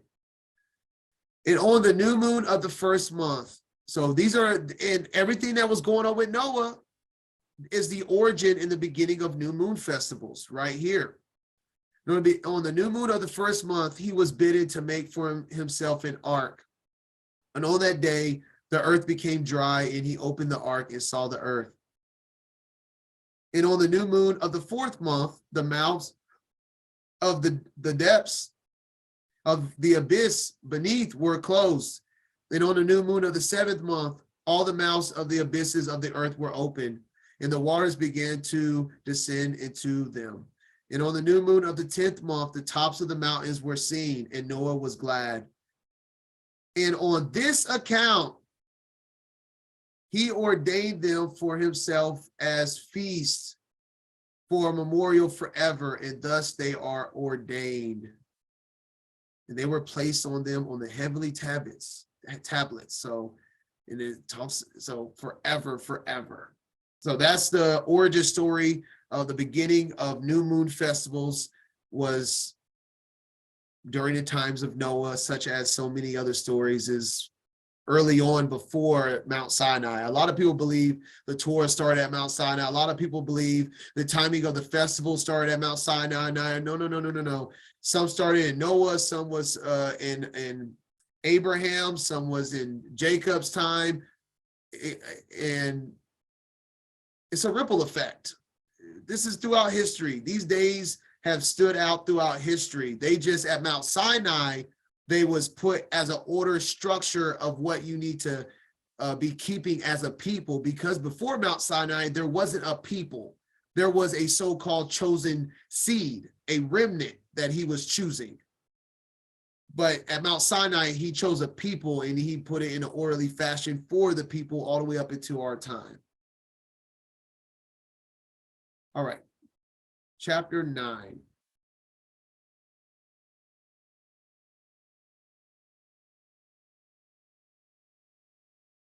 One through 17.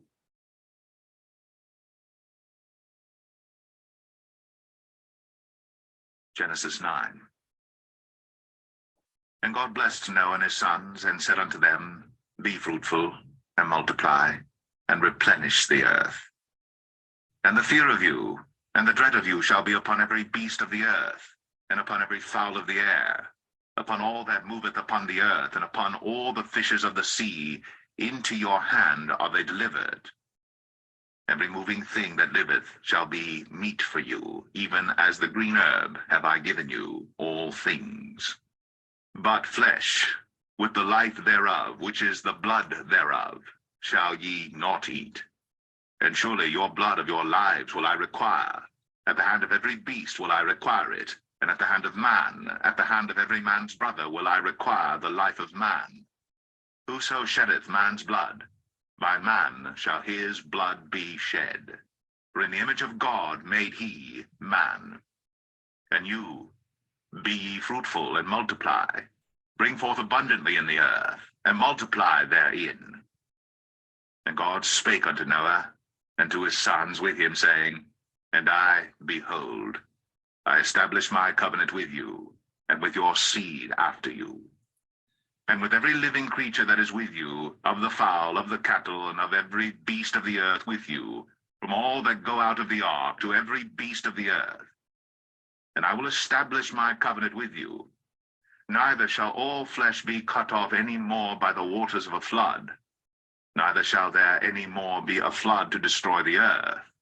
And God said, This is the token of the covenant which I make between me and you, and every living creature that is with you, for perpetual generations.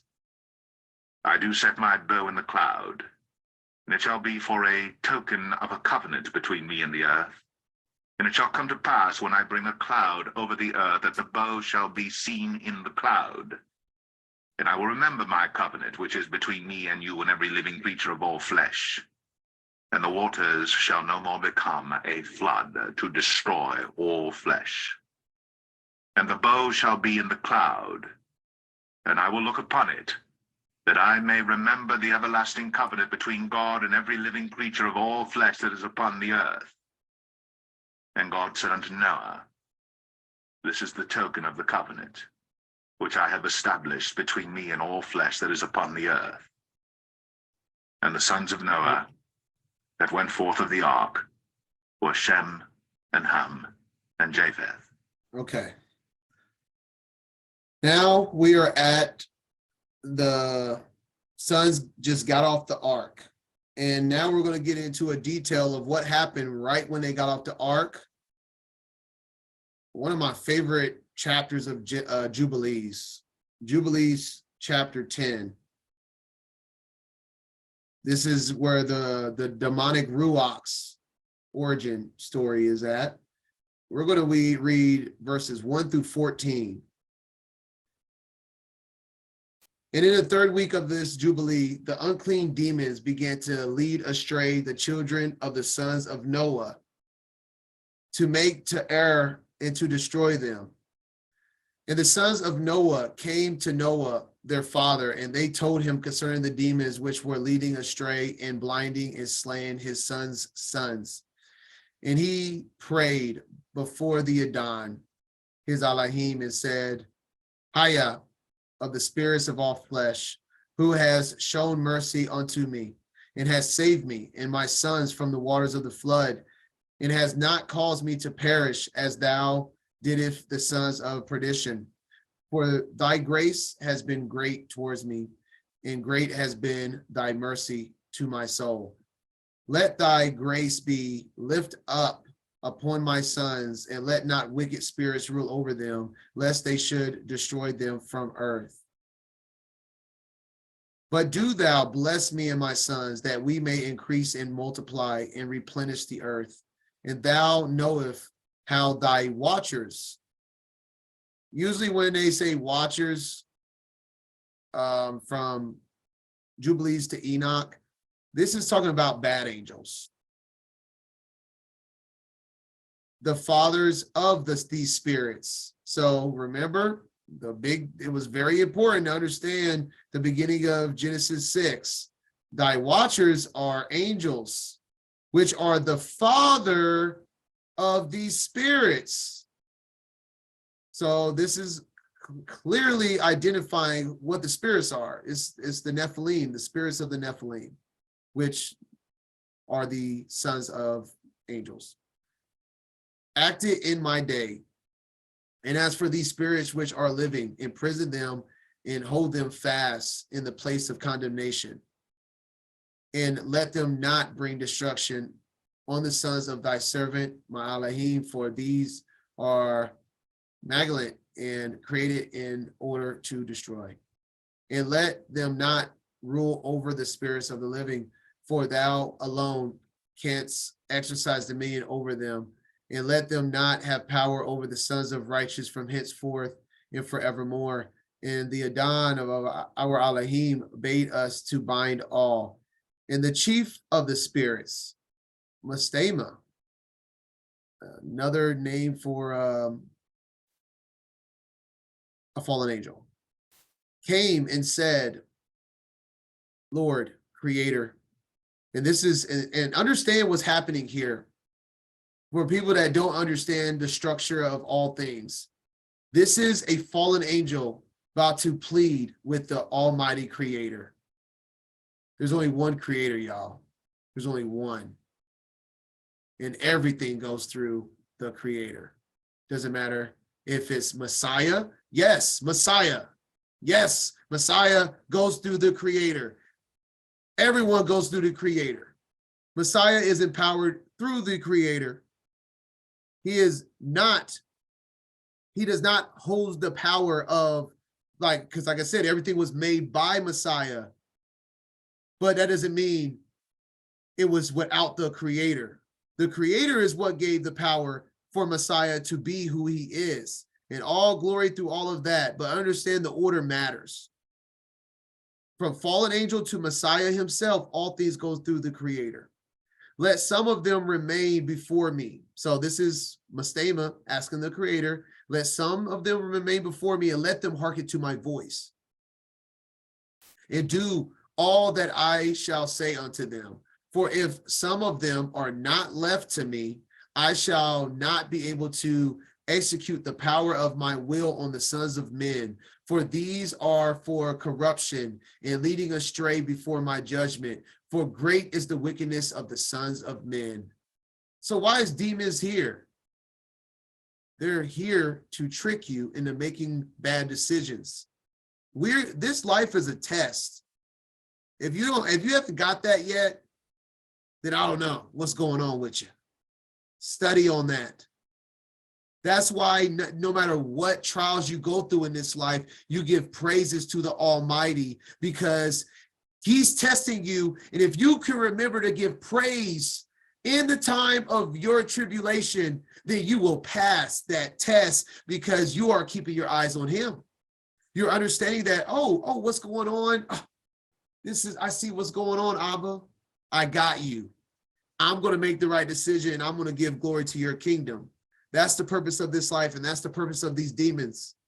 But understand, we have power over these demons. We have power, because if you are truly reborn again, you house the Ruach Kodesh, and you hold the power of the name of Mashiach. Use it. Train yourself to be disciplined and know how to use it. Have no fear. Hasatan thrives on fear. That's what the news and TV is for. Continuing. Verse 9, we're going to read all the way through 14. And he said, let the 10th part of them remain before him, and let 9 parts descend into the place of condemnation. So Most High made a decision that 10% of all the demonic deities at these times was going to remain. So imagine how many there was after the flood, if now we're only dealing with the 10th. Imagine that. That's kind of crazy. No wonder why Noah and his sons was like, yo, this is a little bit too much. Help us. Verse 10, and one of us, he commanded that we should teach Noah all their medicines, for he knew that they would not walk in uprightness nor strive in righteousness. And we did according to all his words. All the malignant evil ones we bound in the place of condemnation, and a 10th part of them we left, that they might be subject before Satan on the earth. You see that? Mastema is a real name, but he's called Satan. Satan is a title of an adversary. There's many Satans, many angels that can be called Satan. Doesn't mean they're all the same deities, but they have the same role in a sense of deceiving mankind. And Noah wrote down all the things in a book as we instructed him concerning every kind of medicine. Thus the evil spirits were precluded from hurting the sons of Noah. So check this out. The medicine, oops, I didn't read this part, my bad. I didn't finish reading verse 12. And he explained to Noah all the medicines of their diseases together with their seductions, how he might heal them with herbs of the earth. So herbs of the earth is every kind of medicine. And thus evil spirits were precluded from hurting the sons of Noah. Between the Most High taking away 90% of the spirits, demonic spirits, and then giving them medicines of the earth, it was just what the sons of Noah needed to thrive, even with the demons still being in their presence.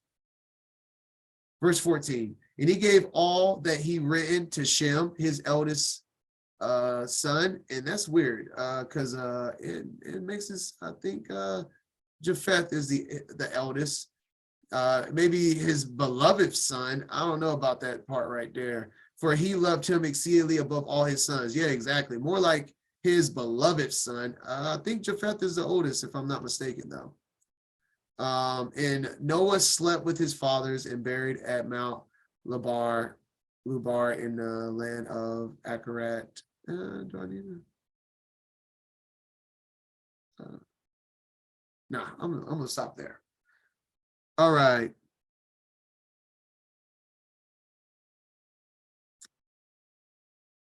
And Isaiah 54, 1 through 10.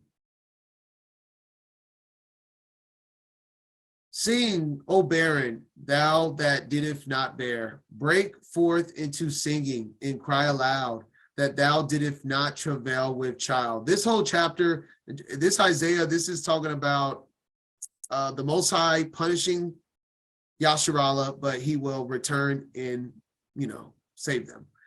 Let's just read it.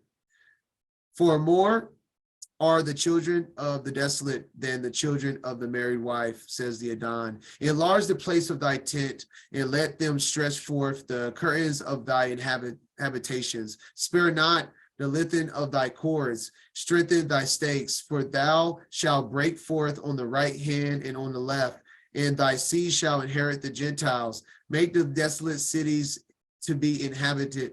Fear not, for thou shalt not be ashamed, neither be thou confounded, for thou shalt not be put to shame, for thou shalt forget the shame of thy youth, and shalt not remember the reproach of thy widowhood anymore.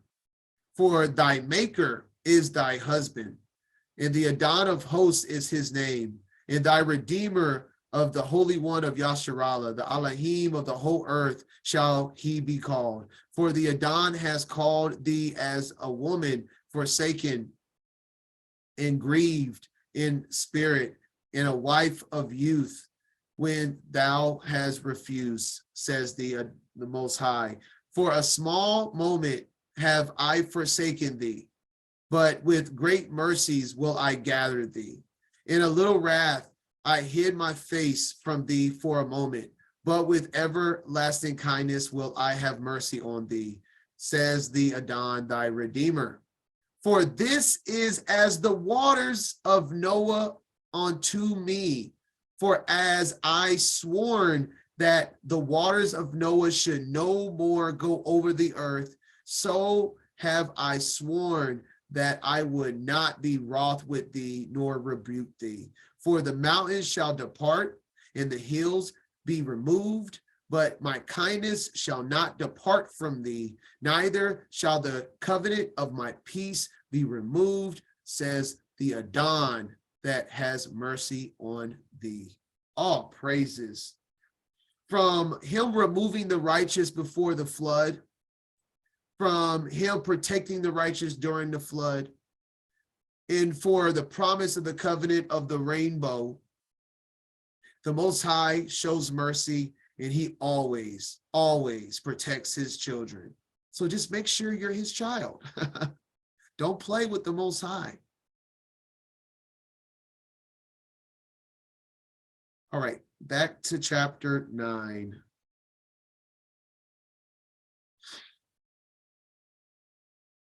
All right, we're going to finish up chapter 9.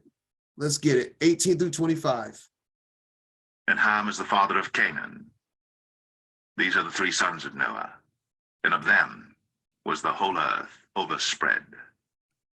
And Noah began to be an husbandman, and he planted a vineyard. And he drank of the wine, and was drunken, and he was uncovered within his tent.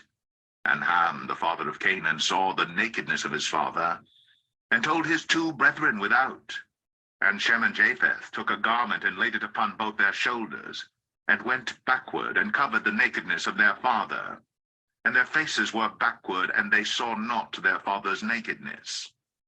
And Noah awoke from his wine, and knew what his younger son had done unto him. And he said, Cursed be Canaan, a servant of servants shall he be unto his brethren. And he said, Blessed be the Lord God of Shem, and Canaan shall be his servant. God shall enlarge Japheth, and he shall dwell in the tents of Shem, and Canaan shall be his servant. And Noah lived after the flood 350 years, and all the days of Noah were 950 years, and he died. All right. I went over this in a recent study, but I'm going to quickly go over it for those that maybe haven't watched the study, that you can get under. The point of it is to understand what you're reading. That's the whole point, is to get as much context and understanding line by line from these Torah portions. So we, regardless of how many times I brought it up before, we're going to go over it in the context of now. So the main part, let's go. We see one of the most confusing interpretations of the book of Genesis is this passage right here with Noah in the nakedness of his father. So, and Ham, the father of Canaan, saw the nakedness of his father. So first and foremost, what is that? The Torah tells us what the nakedness of his father is. We go to Leviticus 18:8, the nakedness of thy father's wife shalt thou not uncover. It is thy father's nakedness. So this is not talking about doing anything with Noah himself. So this isn't like any homosexuality type deal going on. This is Ham with his father's wife. And I mentioned earlier that Ham, that is not Ham's mother. It clearly tells you in Jasher that, what was it? I forget her name. Regardless of her name, that the mother of Japheth and Shem is one woman. She never had Ham. So I'm saying that because it's not like he even went and slept with his mom. It wasn't even his mom. It clearly is his father's wife. It's not his biological mom, and he didn't sleep with his father. He slept with Noah's wife, which was the mother of Japheth and Shem. All right, so that's the foundation of it. And for more understanding, let's read in the Targums, chapter 9. And I think I figured out what happened. This is, I realized this is starting halfway through chapter 6. So it threw me off. So I was reading, so I now know what's going on. So let's go to, what was it? 924. Let me see. And the Targum gives a little bit of different way of writing it. It can help with understanding. So let's go to it. And Noah awoke. All right, let's go to it.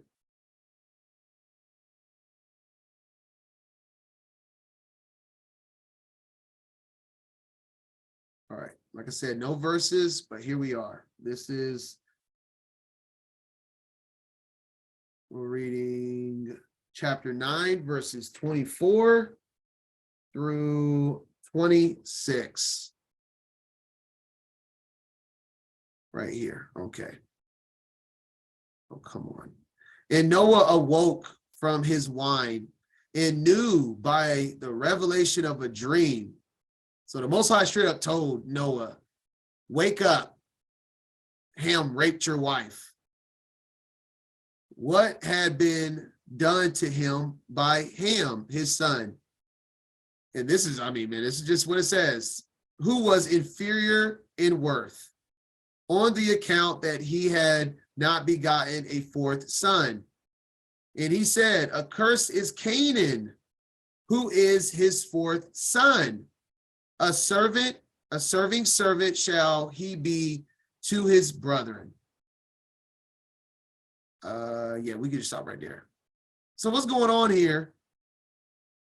Noah saying he didn't have a fourth son, and he called, in this translation, Canaan his fourth son. Why does he call Canaan his fourth son? Because it was his wife that bare Canaan.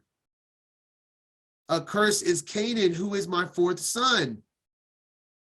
The son that came forth from his wife that was not of his seed. It was from Ham. So in other words, the reason why Canaan is cursed because it was brought forth from Ham raping his wife.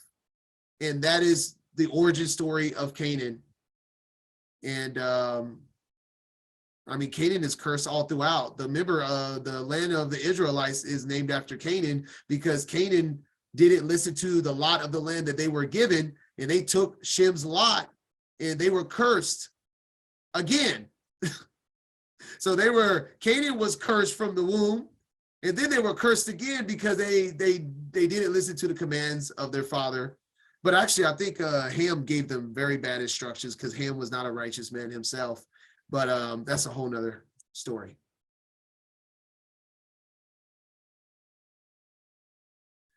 Well, I believe, Noah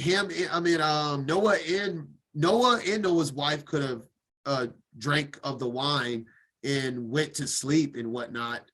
I mean, that detail is not honestly important of who was drinking. I'm pretty sure not just one of them was drinking. They probably had a night of, just drinking. Noah passed out in the tent, and Ham took advantage of Noah's wife while everyone was doing what they were doing.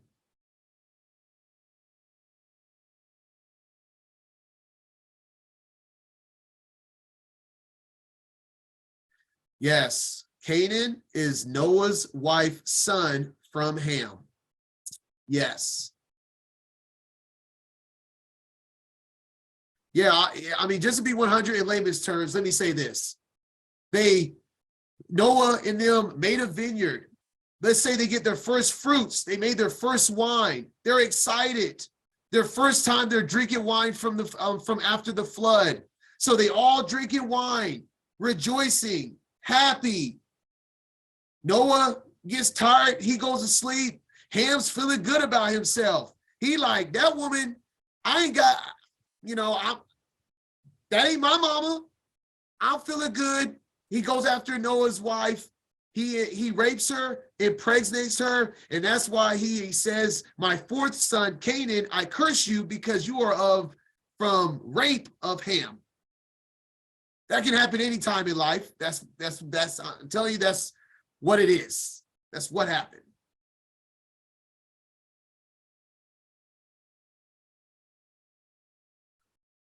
What's the significance of Ham's brothers walking in backwards? It was Ham and, it was Shem and Japheth just saying that they did the right thing in layman's terms.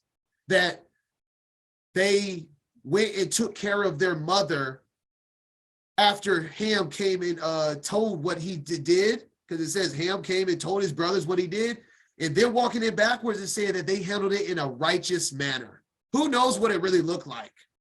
Maybe they did walk their mother in backwards. I don't know. Who knows what it really looked like? The point is that they handled it appropriately, and that's why Ham got punished for it through his seed of Canaan. All right. And that's why we're doing this. I can't make it any more clear than that. I'm a very, very, very confident that's the interpretation of it. I mean, yeah, that's where it's at. Okay. All right, we're going into chapter 10. Chapter 10 is going to be very quick. It's more about it's the genealogy of all the people that has been on the earth that's in the lineage of Mashiach.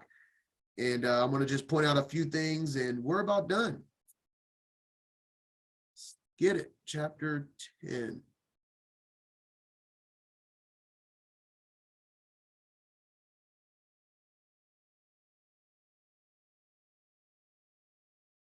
We're going to read 1 through 10. Got a couple of precepts, and then we're going to finish it off.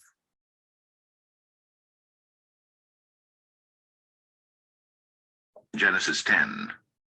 Now these are the generations of the sons of Noah, Shem, Ham, and Japheth. And unto them were sons born after the flood. The sons of Japheth, Gomer, and Magog, and Madai, and Javan, and Tubal, and Meshech, and Taras. And the sons of Gomer, Ashkenaz, and Riphath, and Togarmah. And the sons of Javan, Elisha, and Tarshish, Kittim, and Dodanim. But these were the isles of the Gentiles divided in their lands, every one after his tongue, after their families, in their nations. And the sons of Ham, Cush, and Mizraim, and Phut, and Canaan. And the sons of Cush, Seba, and Havilah, and Sabta, and Ramah, and Sabteka. And the sons of Ramah, Sheba, and Dedan. And Cush begat Nimrod. He began to be a mighty one in the earth. He was a mighty hunter before the Lord.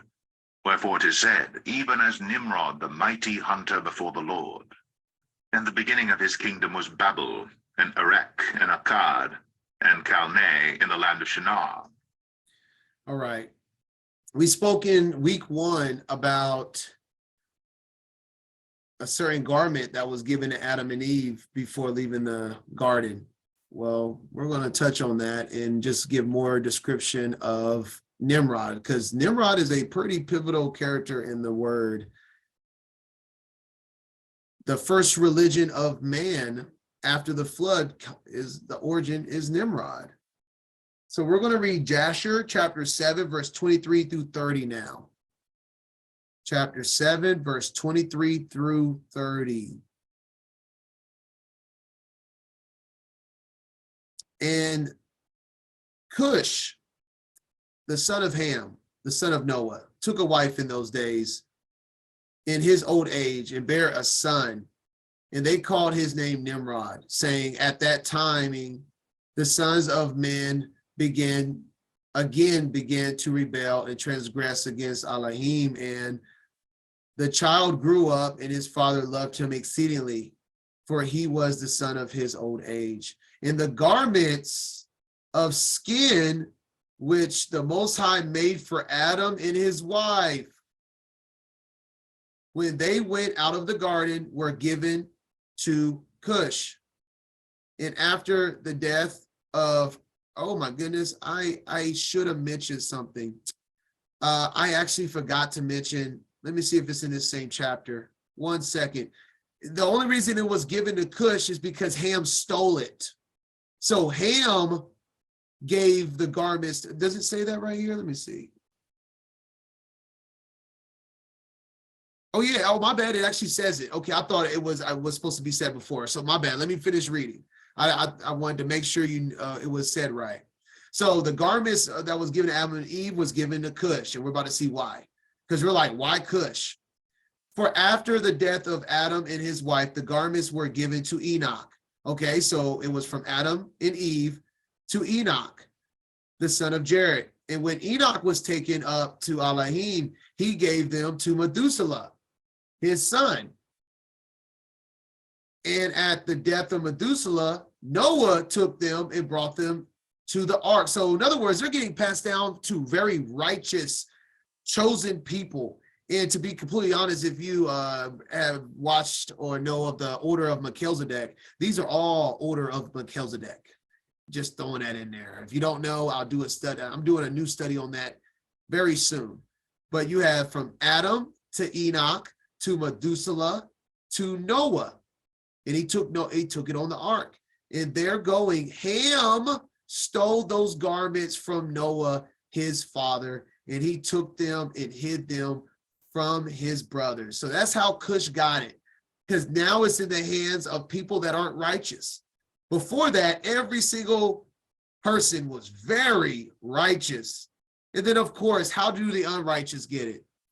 By sinning, stealing, by no coincidence. We're going to go, yeah, it says, I got it till 30, so let's read till 30. And when Ham begot his firstborn Cush, he gave him the garments in secret, and they were with Cush many days. And Cush also concealed them from his sons and brothers. And when Cush had begotten Nimrod, he gave him those garments through his love for him. And Nimrod grew up, and when he was 20 years old, he put on those garments. And Nimrod became strong when he put on the garments. And Elohim gave him might and strength, and he was a mighty hunter in the earth. He was a mighty hunter in the field, and he hunted the animals and built altars, and he offered upon them animals before the Most High. So at the very beginning of Nimrod, supposedly there was some good. Jasher gives some information that he did some good, but he quickly rebelled and became prideful very soon after his early youth. And I don't know if I went over this, but the garments is made out of snakeskin. I think I said that. The Targum straight up says that the garments given to Adam and Eve was made out of the snakeskin from the serpent. Just throwing that in there. But yeah, these garments is just an exciting side story. It's like, I wonder where these garments are today. And this clarifies that the garments harness power. Very interesting.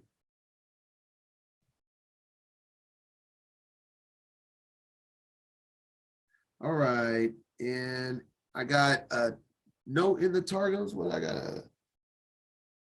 Targums 10, verse 8 and 9.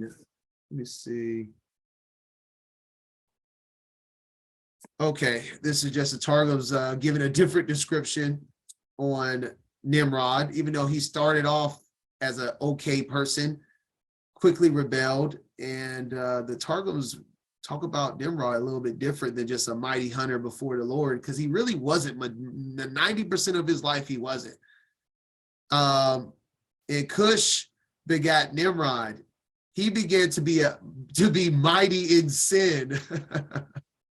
What a difference. I mean, good gracious. From a mighty hunter before the Lord, in this translation, he began to be mighty in sin and to rebel before the Adon in the earth. He was mighty, rebel before the Lord. Therefore, it is said from the day that the world was created, there has not been as Nimrod, mighty in hunting and a rebel before the Most High. Like, wow. I just wanted to read that because the description of Nimrod is like night and day compared to like the KJV to the Targum. So go with what you think is most appropriate. But like I said, 95% of Nimrod's life was very, very, very unrighteous.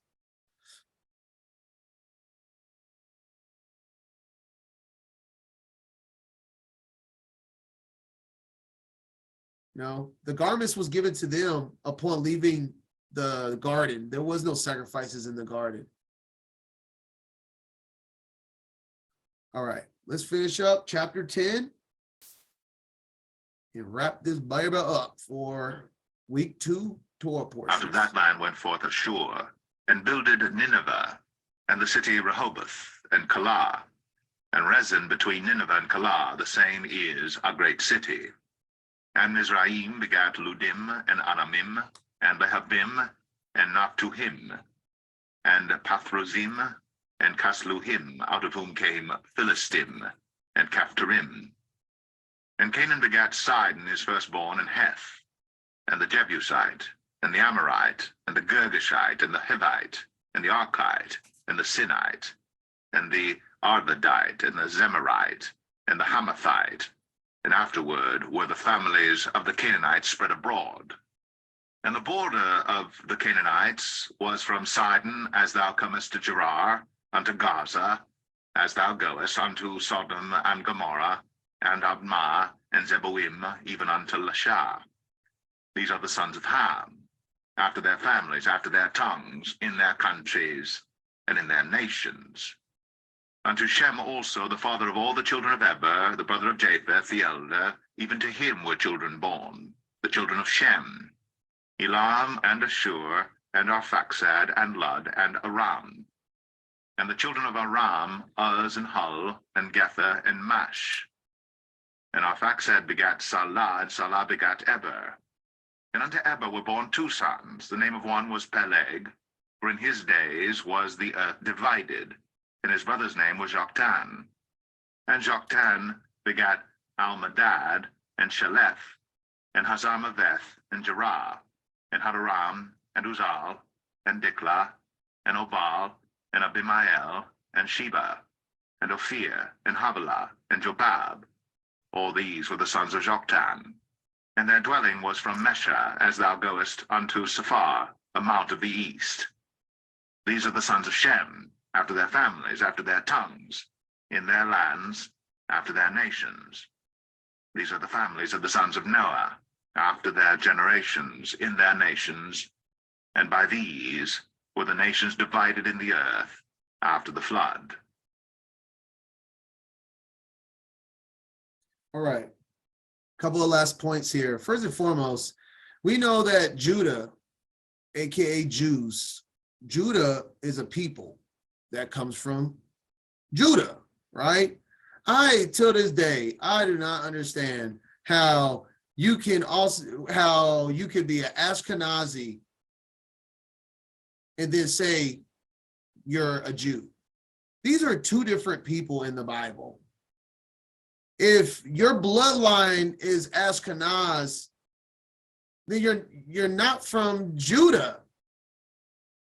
Yeah, you gotta pick one. I've never heard of someone both being Esau and Jacob, both being Ashkenaz and Judah. You're one or the other. And it's like they would straight up say they're Ashkenazis, and then people would try to be like, oh, well, that's where they went and fled to. Then who are the real Ashkenazi people? That's the problem with that. I actually asked my mom, because I mentioned before, she's in Judaism. And I asked her this question: how can you be a Jew and Ashkenaz, which is from Japheth? How can you be both? Oh, well, it's because, there's Jews that were in the land of the Ashkenaz. And I go, okay, so then how do you differentiate who is the Ashkenazis, Jews, and Ashkenazi Gentiles? Of course, there's no answer, right? Because every Ashkenaz calls themselves a Jew. So who are the Gentiles that are Ashkenazis in the Bible? Because every Ashkenazi is a Jew. You got, it's what it really is Ashkenazis converted to Judaism, which isn't even of the kingdom. It's the synagogue of Satan's religion. That's what it really is. But I'm just saying people in Judaism can't connect those dots because they want to believe that these are real Jews. That's the real story. These are Gentiles from the line of Japheth that has converted to Judaism. Just want to clear as period. That's facts. There is no debating. None. I'm not debating nobody because that's the point. You got nowhere to go. Scripture says what it is. There's no such thing that you can be both. If this is your seed, then this is who you are. But you can be grafted in, but that doesn't mean all of a sudden I can change my seed in my bloodline. We still are who are what we are. All right. Just want to say that.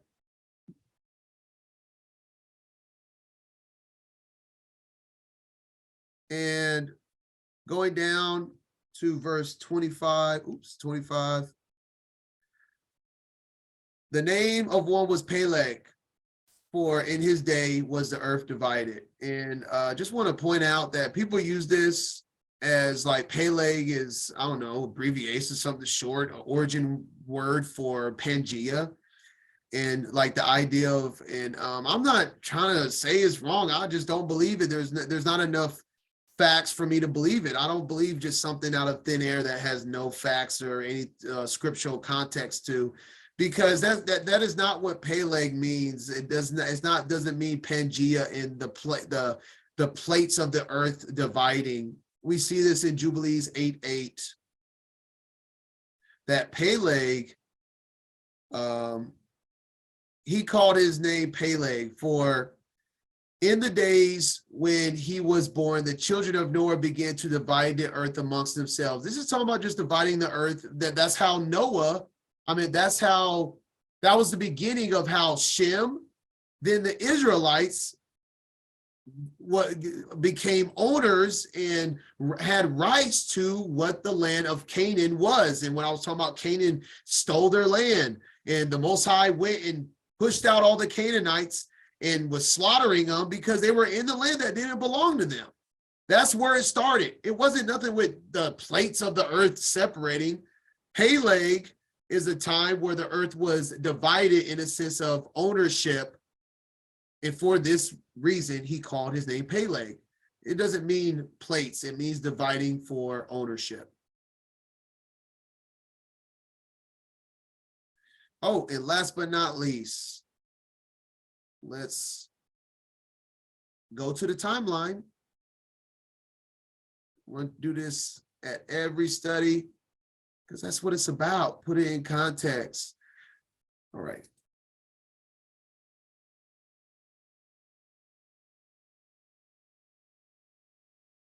Oh, man, this takes forever to share. 1 second. All right.